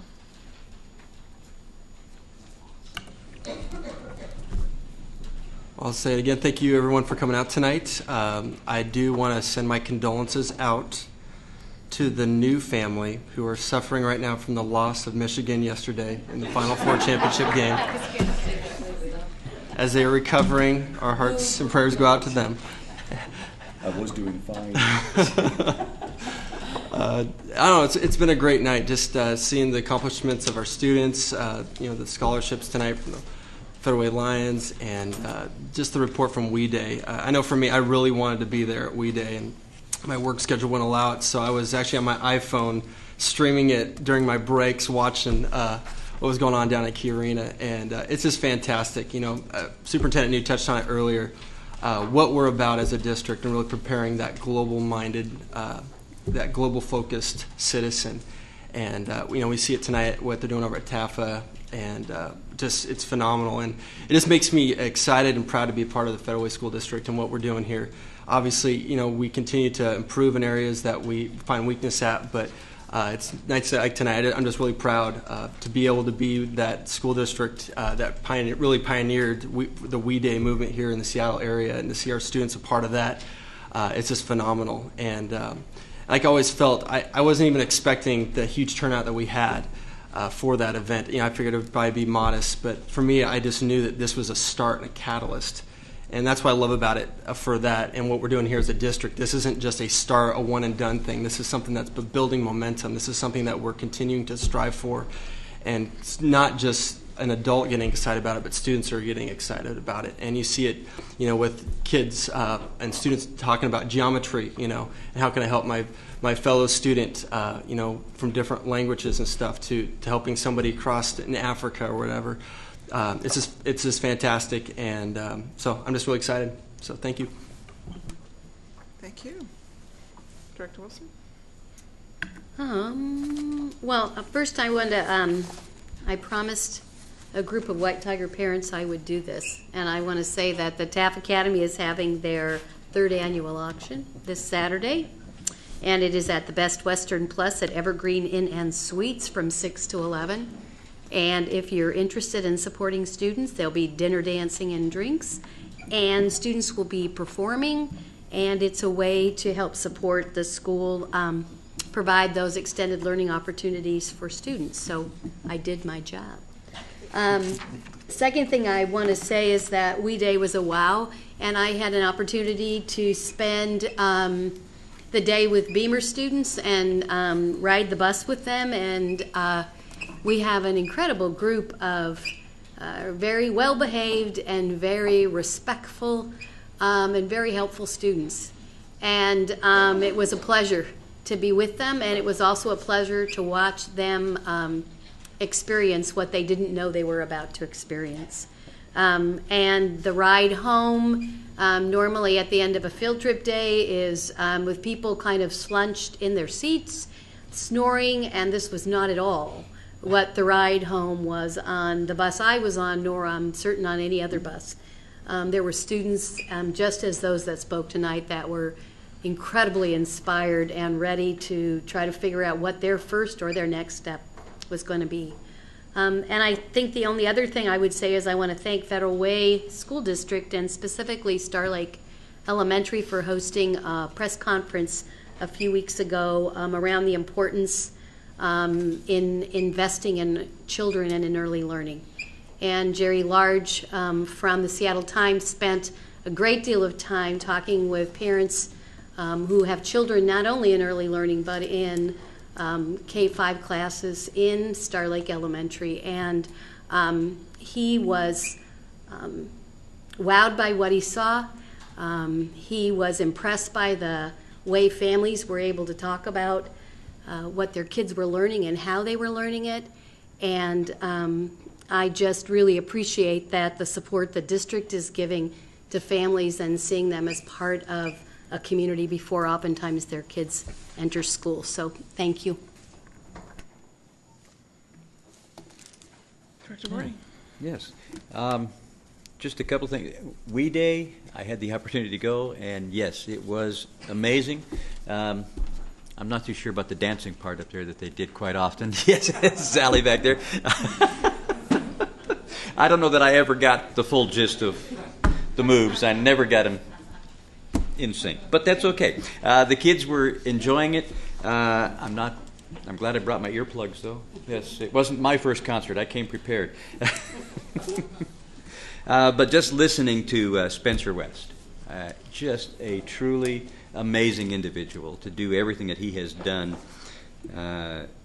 with the complications that he had through his life. Just, makes me think that I run a little bit. This guy accomplished more in his lifetime, I think, than I ever will. And speaking of running, I just want to make sure folks are aware the fourth annual ET Classic. Yay! I have my little flyer here. We're actually doing a half-mile run, 1 mile run, and a 5K. So it's open for people of different skills and abilities. So if you want to do a 1 mile run, if you think that's all you can handle, yes, we'll take you. You can actually sign up online. We actually got Data Bar Events to get us all scheduled so we can take all the applications online. We also do it by mail. There are flyers in the back if folks are interested this evening.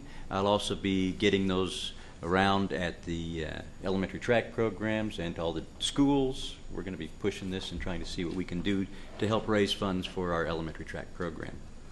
Also Thursday, Battle of the Books for those that are interested at Decatur High School, 7 o'clock. I have had the opportunity of attending that for the last 12 or 13 years. Yes, it's been lots of fun. Watching the kids, they read all these books and then they have to answer questions about the books. And just watching the excitement within these kids as they get the answers correct. And I know that Deputy Superintendent, Assistant, what do you call yourself anymore? I don't know what we call you. Deputy Superintendent Mark Davidson, well, I'm sure will be hosting again this year. So it's always fun to be there to watch the kids. And then, of course, congratulations to the Decatur dance team for their honors there, and Coach Lindsay Stardye. Also wanted to make note, we approve our consent agenda, but I wanted to note on here that we had accepted a donation from the FWAPA, Federal Way Public Academy, PTSA, given to Public Academy to be used for field trips, scholarships, science programs, after-school activities, and technology upgrades in the amount of $13,965. That is a very impressive amount being donated to our schools through the PTSA, so I wanted to thank them for that. And then also congratulations to Federal Way High School Robo Eagles, who are now actually going to go on to the first robotics championships here, what is that, in April, so this month. So we wish them luck in their endeavors there. Thank you. Well, I'd first like to thank everyone who came out tonight. We had some great presentations and awards given. And I'd like to speak to any parents that we might still have left in the audience, or any who may be watching online, or if you know parents, some information that will be helpful for them. in their parenting with their students. So we have a parent survey that is currently online, and it creates an opportunity for parents to provide input on the district's goals of providing a welcoming environment and engaging parents as partners in education. So it's online until midnight on May 16th. If you don't have access to a computer at home or at the library, you can drop by any school facility during regular business hours and take the survey on one of their computers. So encouraging parents to please provide feedback. We received over 2,000 responses in November, and it was very informative, and we'd love to receive more information from more parents at more schools. Also, there is a parent forum on April 20th from 9 to 4 p.m. at Foster High School in Tukwila. An opportunity for parents to learn more about educational skills from the home level all the way up to the school system level, and how you can effectively advocate for your children. So I encourage parents to sign up. I believe we have over 400 parents already in our school district signed up to attend that event. So there's still room for many more. And then lastly, the elementary choice enrollment opened on April 1st and goes through 4:30 p.m. April 30th. And I always encourage parents to learn about all of the school choice opportunities. Each of our schools have their own learning culture, learning opportunities. You know, like the Taft Academy is a school that parents can look at for middle school and high school. There's a path that leads to that. We also have elementary school programs that are doing some work around technology. We have elementary school programs that have a variety of opportunities. So look into what opportunities exist for your children in elementary and make a choice about their enrollment for schools that have openings. And then lastly, I attended the handing out of tablets, iPad tablets at Woodmont Elementary School last month to 7th and 8th graders. And I'm going to tell you what I walked away with. I was introduced to a note-taking application, or app, as the students call it, that I now use daily in my work environment, for my own school note-taking, my personal journaling, doodling. And in my work environment, I was able to share it, that app, within my work environment. And we are actually looking at our staff switching from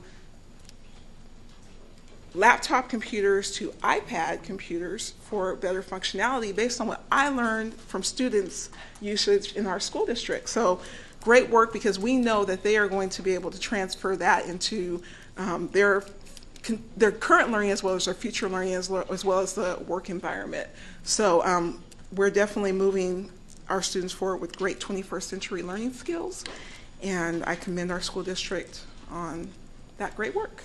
And I thank everyone who voted on the technology levy, which provided the funds and resources to be able to provide that opportunity to our students. So maybe I should go over to the school and have them teach me how to use that Yes, crazy you machine, should. because I can't figure it out. Well, you know, when I sat in on the 7th grade class, and they had picked out they had picked out their what do you call these things? The covers. They had picked out the colors of pens that they wanted, and so they were all excited. They're unwrapping their tablets, and the teacher who was walking them through how to set up had to say, okay, I need you guys to stay with me. We're going to walk through this process together. Do not go ahead of me. And I know you can probably get up here and teach me, but I need you to stay with me. And the kids were just so eager and so anxious, and they jumped right in, and they were teaching each other how to use them. It was a great experience, and I learned, and I'm sure a lot of adults in our school district are learning technology from our students. So great resource. If I may, just to jump in on that real quick. I was out at Woodmont last week, or the week before, spring break, and visited some classrooms, and the students are doing amazing work on those iPads already. I want to thank Mr. Mayberry for spearheading that work, and I want to assure you as a school board that the students are very appreciative of these devices, and I was really, really pleased to see not only their engagement and enthusiasm, but the quality of work that they were producing. Thank you. So next we will have our world language competency-based assessments by Marie Verhaar, who's our Executive Director of Teaching for Learning. Good evening, School Board, Superintendent New, members of the audience, and those of you watching at home. I'm going to shift places here. There we go. You'll remember at a past board meeting, we spoke to you just very briefly, I think it was actually from a comment, about an incredible opportunity that we have been gifted with as a part of OSPI and some work through the Roadmap region, that we are now offering to our students a world language competency-based assessment where students can demonstrate their proficiency in other languages to earn high school credit. And tonight we'd like to share more information with you about that, as well as some very exciting results from our very first assessment. I'm here tonight with my colleague, Dr. Christine Corbley, who is a member of our talented TFL team, and she's going to share more as she's been spearheading this, and I greatly, greatly appreciate her leadership in this area. Board, Superintendent New. So I'll talk a little bit about the grant. The grant was, we applied for the grant in October. It's through the Gates Foundation with the 7 school districts as part of the Roadmap project. This is a 2-year grant, and there are 4 outcomes for this particular grant. One of them is that students will earn competency-based credit for world language through nationally accredited assessments. 2 of those assessments are the STAMP test and the ACTFL test, both of which are aligned to our current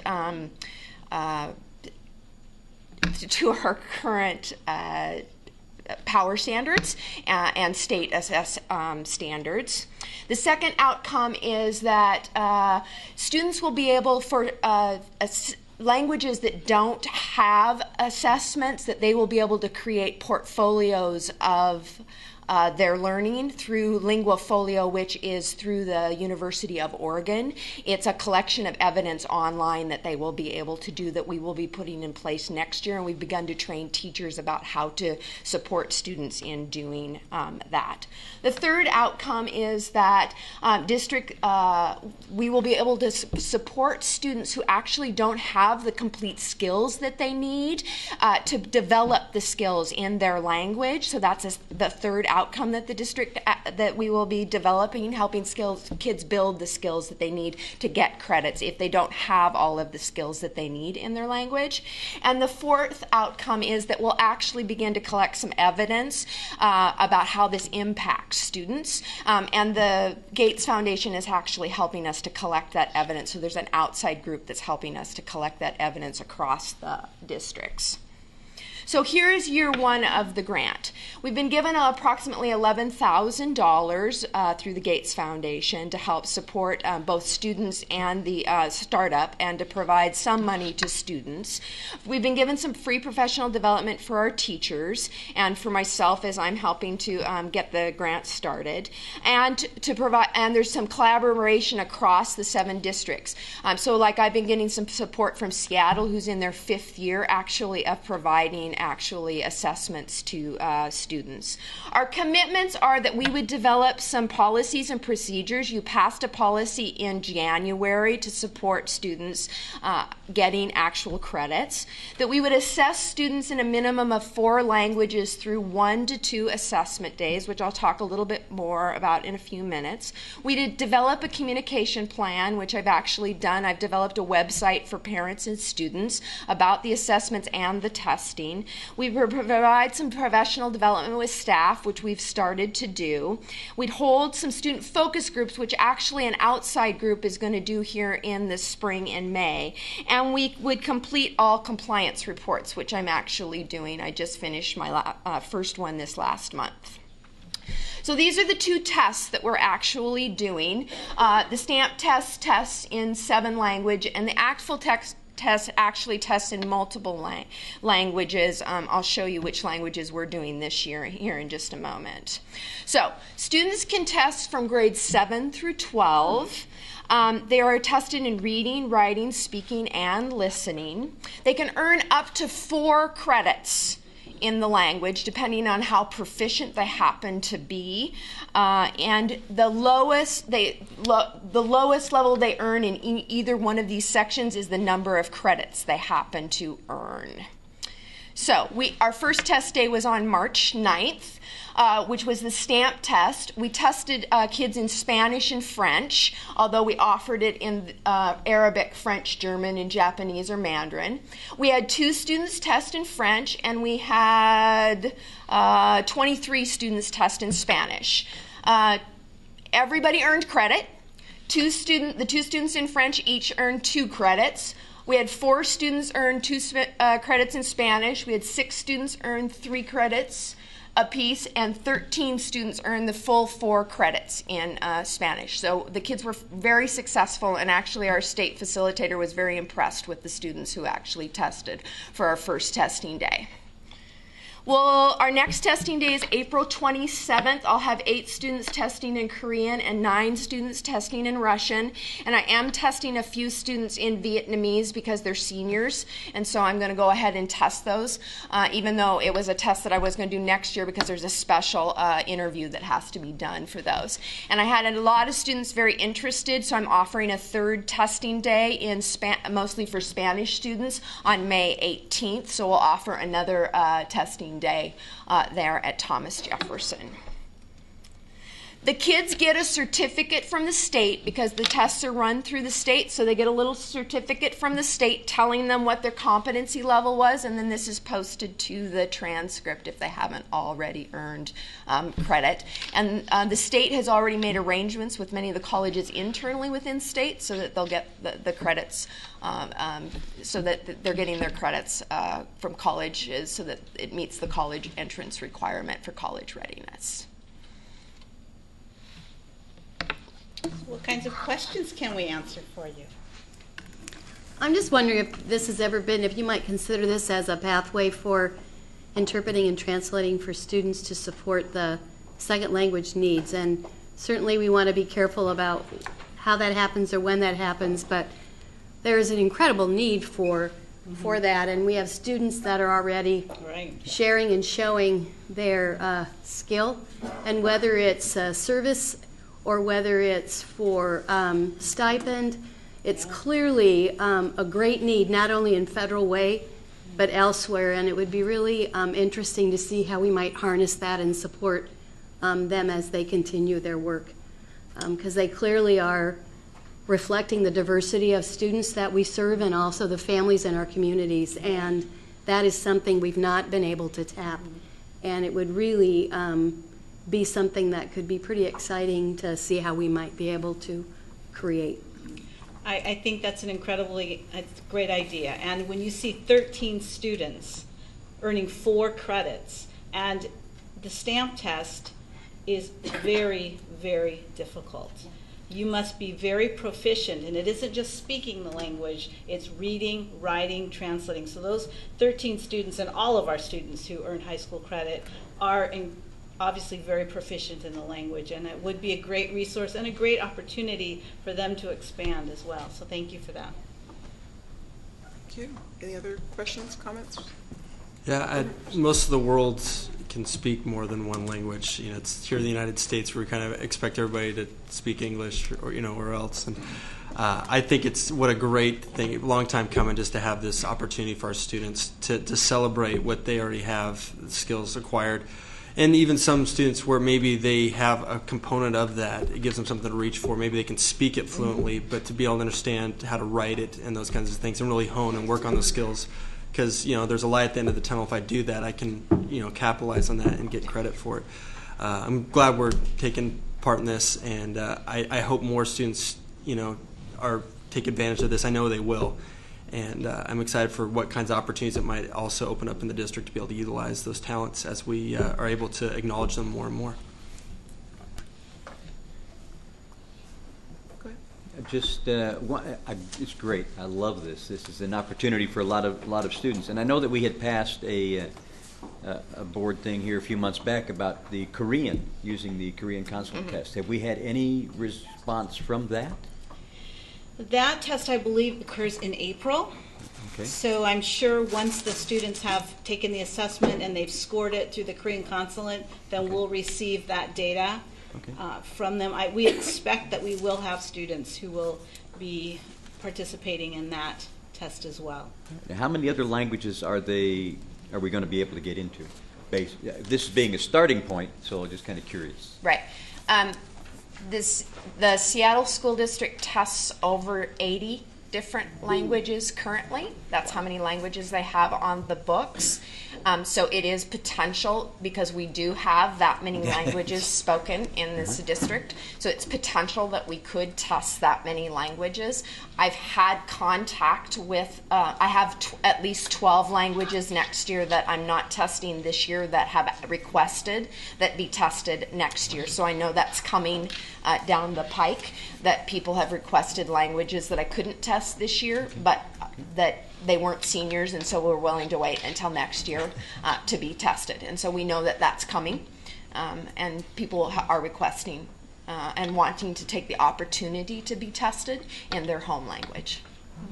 And then if we can get a summative report of what the actual costs are, because I mean, this is only a 2-year program, and what it would cost the district to continue a program like this. Because I know as the monies become available through the state, basically they're going to fully fund education, right? That our levy monies can be used to be able to support programs such as this. That's correct, Director Barney. We believe that we will need to find a way to sustain it past this 2 years.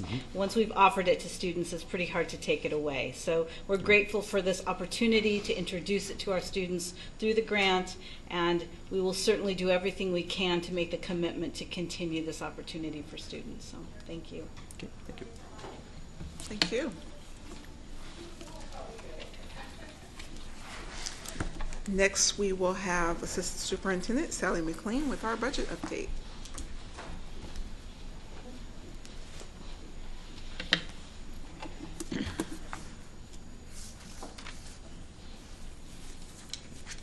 Good evening, Vice President Griffin, members of the board, Superintendent New, our students, parents, staff, and community. This is, of course, part of our regular process every year during budget development to provide you with information as it becomes available to us. This evening I'll spend some time talking about Governor Inslee's initiatives or budget proposal and the Senate budget, which was released last week in Substitute Senate Bill 5034. As a reminder, we have talked about federal sequestration. We've talked about the Washington State Legislature, specifically the work that the Quality Education Council did with House Bill 2661 and 2776. We talked about our local trends in enrollment, and tonight we'll be talking, as I mentioned, about Governor Inslee and the Senate budget. I would like to point out to all of you that the House Republicans did produce a budget and release that budget, and Representative Gary Alexander is responsible for authoring that. We're not talking specifically about the House Republican budget tonight, because until it's adopted within the House Ways and Means Committee, or portions of it are adopted within the House budget, it doesn't theoretically have any legal standing. I would state, though, that it has some common themes that we're seeing now in Governor Inslee's budget and in the Senate budget. What we have as we look at the legislature attempting to wrap up in the little more than 2 weeks are some very different ways to fund the commitments that they're making to public education. So this slide you've seen before. It's just a reminder that we have a 105-day session right now. It's a long session. Our legislators started work on January 14th, really before, but session started on January 14th. They're scheduled to adjourn, if they're done on time, on April 28th. Always good to remind people that what they're talking about in terms of budget right now is a biennial budget. So when you hear numbers like $1.2 billion for K-12 funding or pre-K-12 funding, we're talking about 2 school years, 2013-14 and 14-15. Wanted to bring back this slide when we talked about the Quality Education Council work. And again, I guess I want to take just a moment to recognize the work that former House Representative and current Mayor Skip Priest did with his leadership in the Quality Education Council in creating House Bill 2661 and then the subsequent resource phase-in in 2776. I am now rephrasing or talking about this resource phase-in as the McCleary down payment. I have highlighted for you the 2013-14 and 14-15 biennial budget. These are the four major components in the resource phase-in. Include full-day kindergarten. They include a K-3 class size reduction. They include an enhancement to materials, supplies, and operational costs, now referred to as MSOC. For those of you who've been around for a while, you might remember that as a NERC, and basic transportation. So again, as we discussed in the 11-12, 12-13 year, there was no movement made towards funding any of these components of 2776 due to the Great Recession that the state found itself in, as we're looking at the, and we didn't have the McCleary lawsuit out of the Washington State Supreme Court. So as we look at 13-14 and 14-15, we are seeing various components that will fund or move towards funding these items as highlighted in this resource phase-in. Most specifically, as we look at these major funding initiatives, and I just tried to provide some color to break these numbers up. Currently in our state, 22% of the poorest students are served in full-day kindergarten. The governor's budget proposes increasing that to 50.7%, which would make us current with the original phase-in proposal. The Senate budget released that at a lower amount, but still an increase at 30%. So there's still, you can see a common theme to expand the number of kindergarten students in the state that have access to full-day kindergarten. Pretty broad discrepancy, though, between how many kids that will reach in 2013-14. So for us to make this a realistic example for us, in the Senate version with an expansion to serving 30% of the neediest kids in the state of Washington, we would probably expand from the current 6 elementary schools to 8. If we are able to see funding for a full 50%, that would probably expand our full-day kindergarten opportunities to 14 of our 23 elementary and K-8. So a fairly significant difference here in Federal Way and for our kids between 30 and 50. There is some high poverty funding, which is also referred to as that K-3 class size reduction. Currently in K-3, we receive 1 teacher for every 24.1 student, and that is the same in the Senate proposal. The governor's budget proposes reducing or providing 1 teacher for every 20 students in kindergarten and first grade. Many of you here may recall that here in Federal Way, we actually had that level of staffing where we had 1 teacher for every 20 kindergarten students and first grade students when we had our I-728 or student achievement funding. That was a local choice made by this local board that we were able to sustain until we lost all of that I-728 funding. Transportation in both the governor and the Senate budget is indicated for movement to full funding or to be fully funded. We are not currently fully funded. It's in quotes because I'm not quite sure what the underlying formulas will look like to fully fund transportation. There's the easy concept says, well, whatever you're spending in transportation, the state will fund. There's probably more of a check and balance that will come with that, but certainly the cost of transportation has been the focus of multiple studies that have affirmed on multiple occasions the state is not providing adequate funding to transport kids back and forth to school. So this could be an exciting down payment on the McCleary decision to see transportation fully funded. MSOC, materials, supplies, and operating costs. Our current level of MSOC funding is $554.57. Governor Inslee's budget recommends increasing that to $788.90. The Senate budget recommends increasing that to $646.53.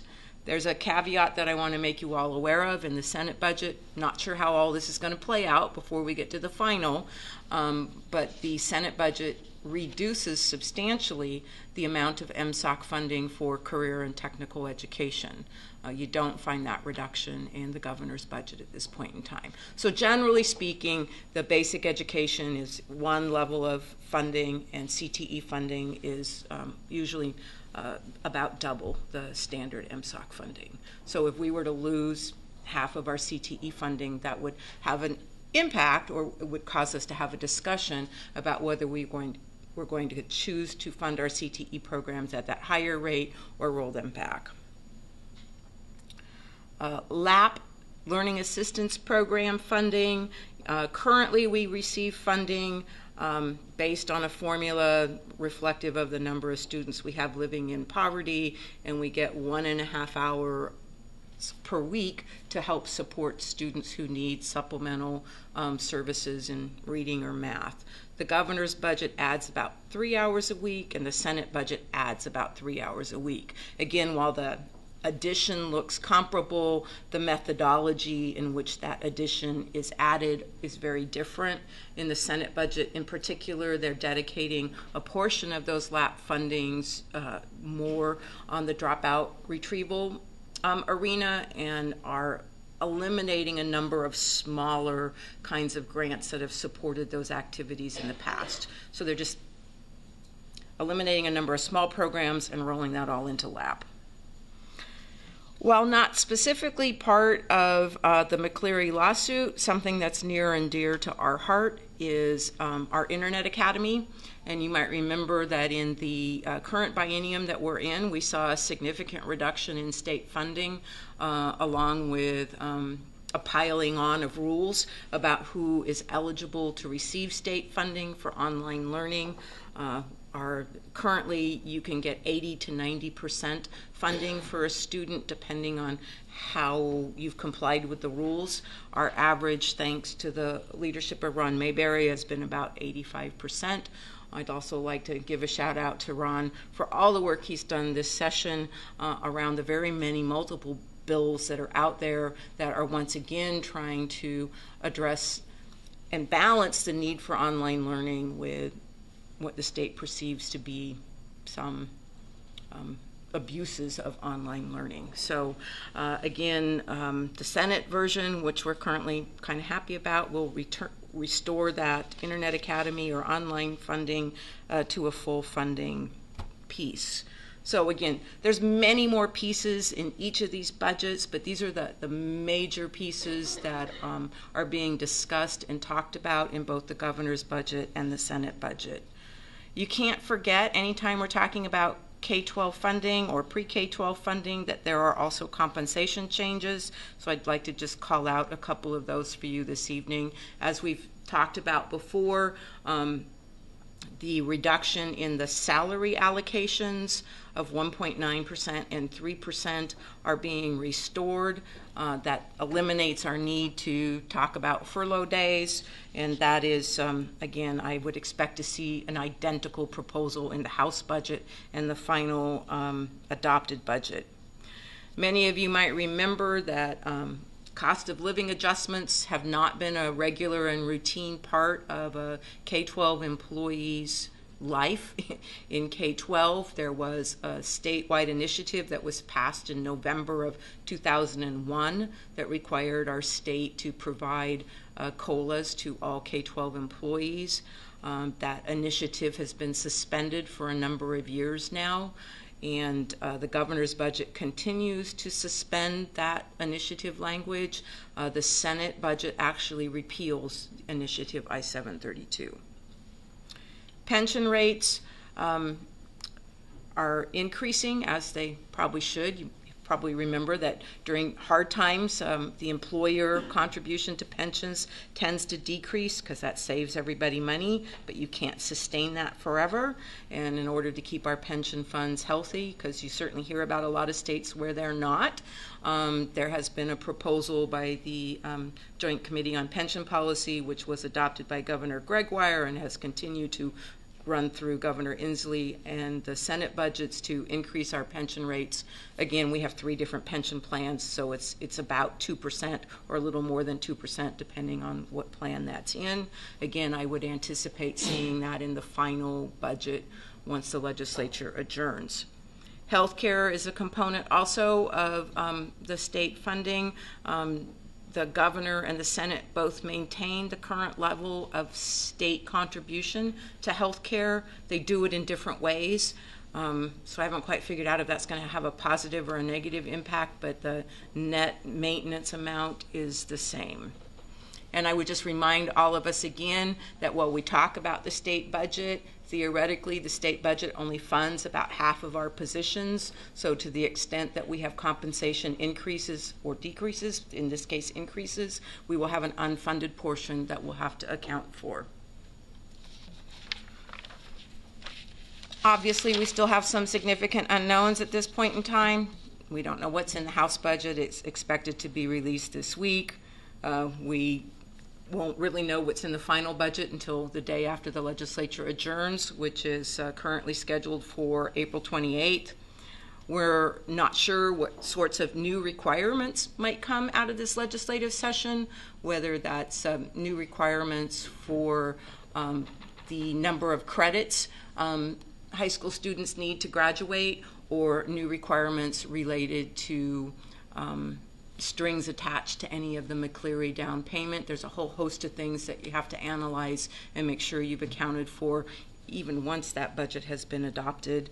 And I don't want anyone to forget that as we have all these conversations, that there are likely to be some impacts on levy lids and levy equalization, as there should be.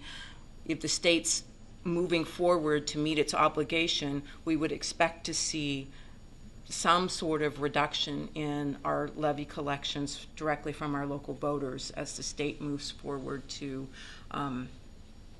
meet its constitutional obligation.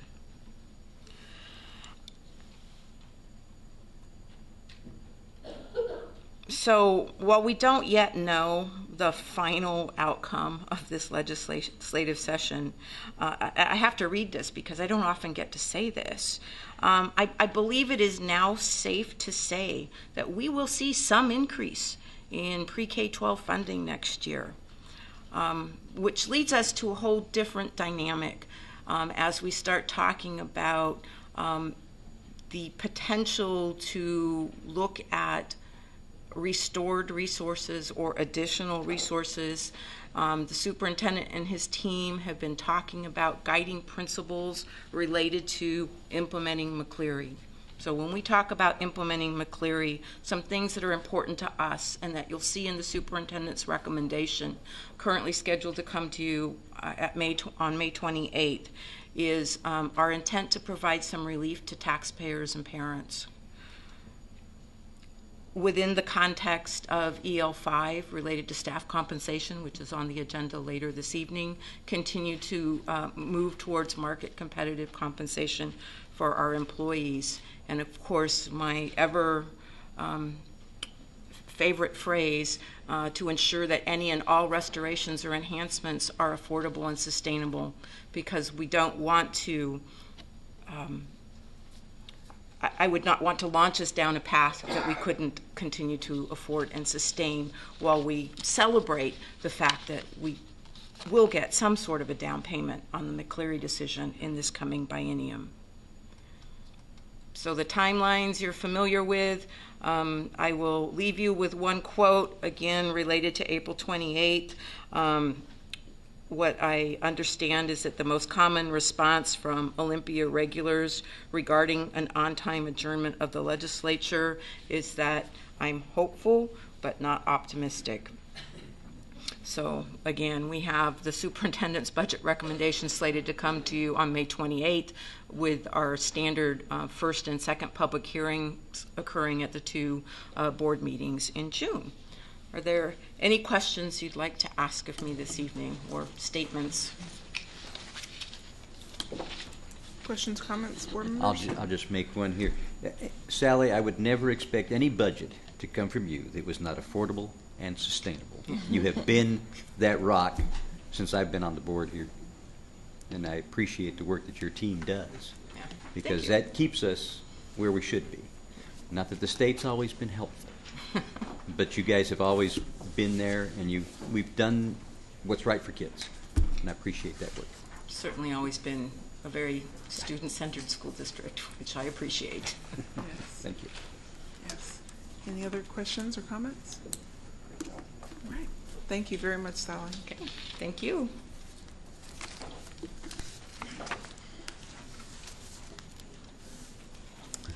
Next, we'll have Assistant Superintendent Chuck Christensen with a recommendation.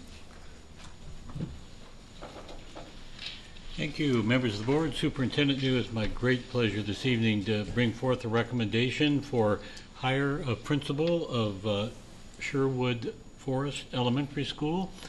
But prior to getting specifically to the recommendation, I want to talk to you a little bit about the process. I had an opportunity to go out and meet with staff at the school and have them form a committee that also involved parents to give recommendations relative to the qualities, skills, and characteristics that they were looking for in their next principal, and actually work with me in the development of the position announcement, the advertisement that we sent out, that then described, as I said, the qualities and skills they were looking for, and also provided a description, a little bit about what the school was about and some of their primary initiatives at the school.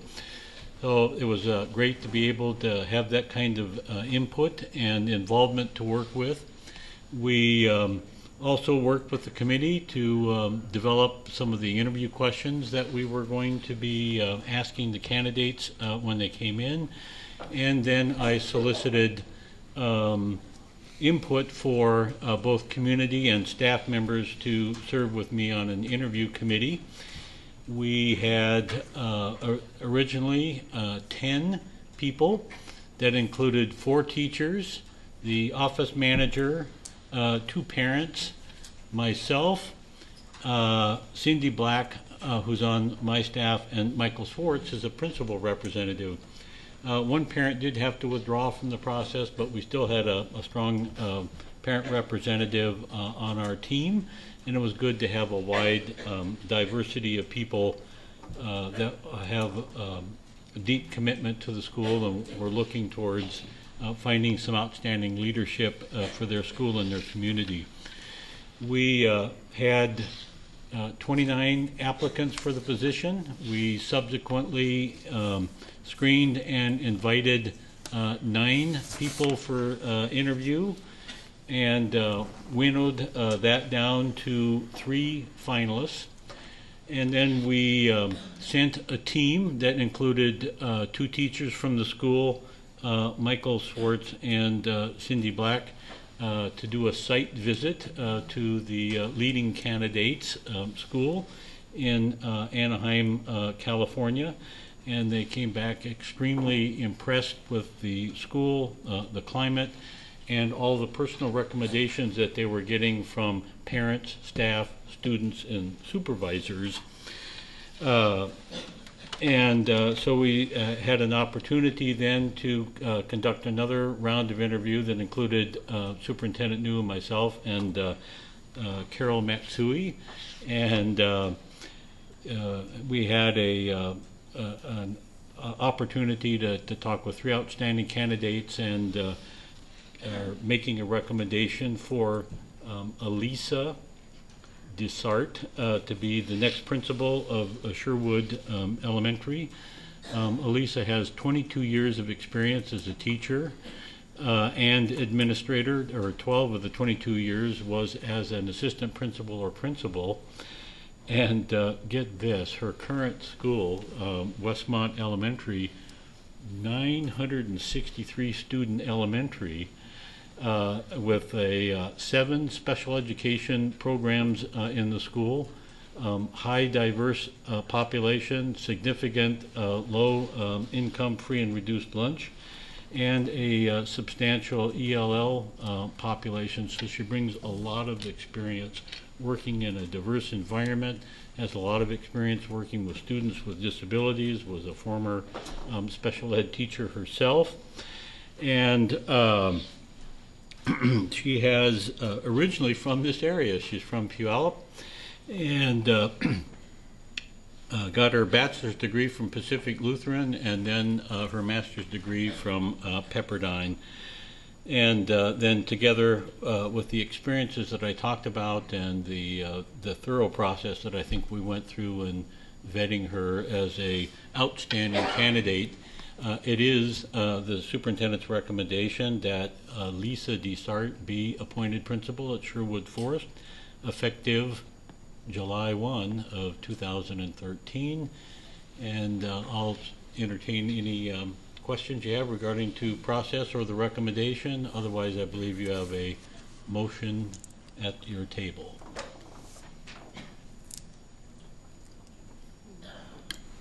I'd just go ahead and move then that Elisa Desart be appointed principal, Sherwood Forest Elementary School, effective July 1, I'll 2013.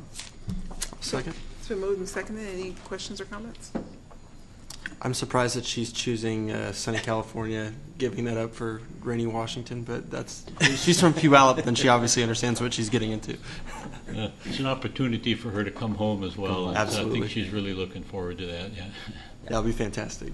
I also appreciate your involvement of parents in all process and all parts of the process, because I think that perspective is really important. So, Well, I thank was you. also pleased that there was so much community interest Right.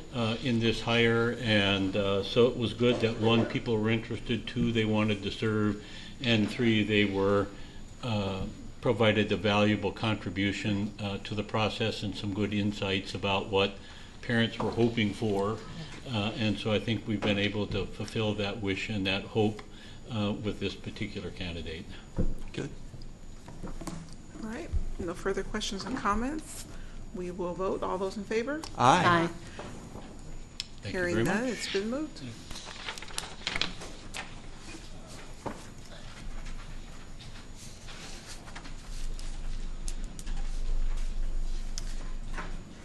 And next we will have our superintendent, Rob New, with an EL5 staff compensation. Thank you, Madam Vice President. At the March 12th board meeting, you received a monitoring report for Executive Limitation 5, staff compensation. Ms. Poppich surveyed the board. The board came back with compliance in the survey. So at this time, I ask that the board take action on monitoring report Executive Limitation 5. I believe we're looking for a motion. Okay, so I'll move that the Board of Education approve the Executive Limitation 5. Staff compensation is in compliance. I second that motion. It's been moved and seconded. Any questions or comments? Hearing none, we will vote. All those in favor? Aye. Aye. It has been moved.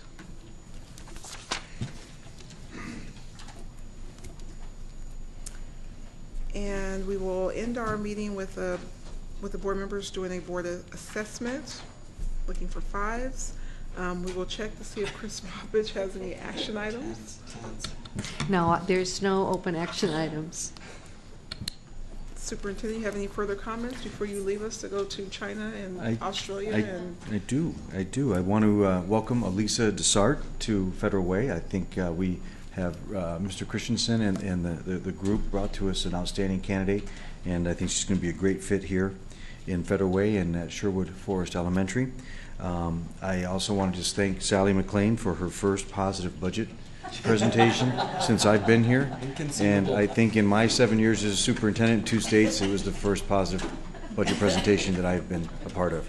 So thank you, Sally.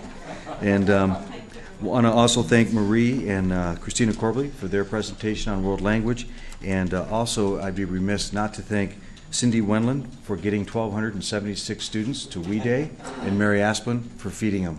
What a great team effort. Thank you. Well, we send you with safe travels across the world on your journey. You and Director Moore, tell him that we send him with safe travels as well. Thank you. And this meeting is adjourned.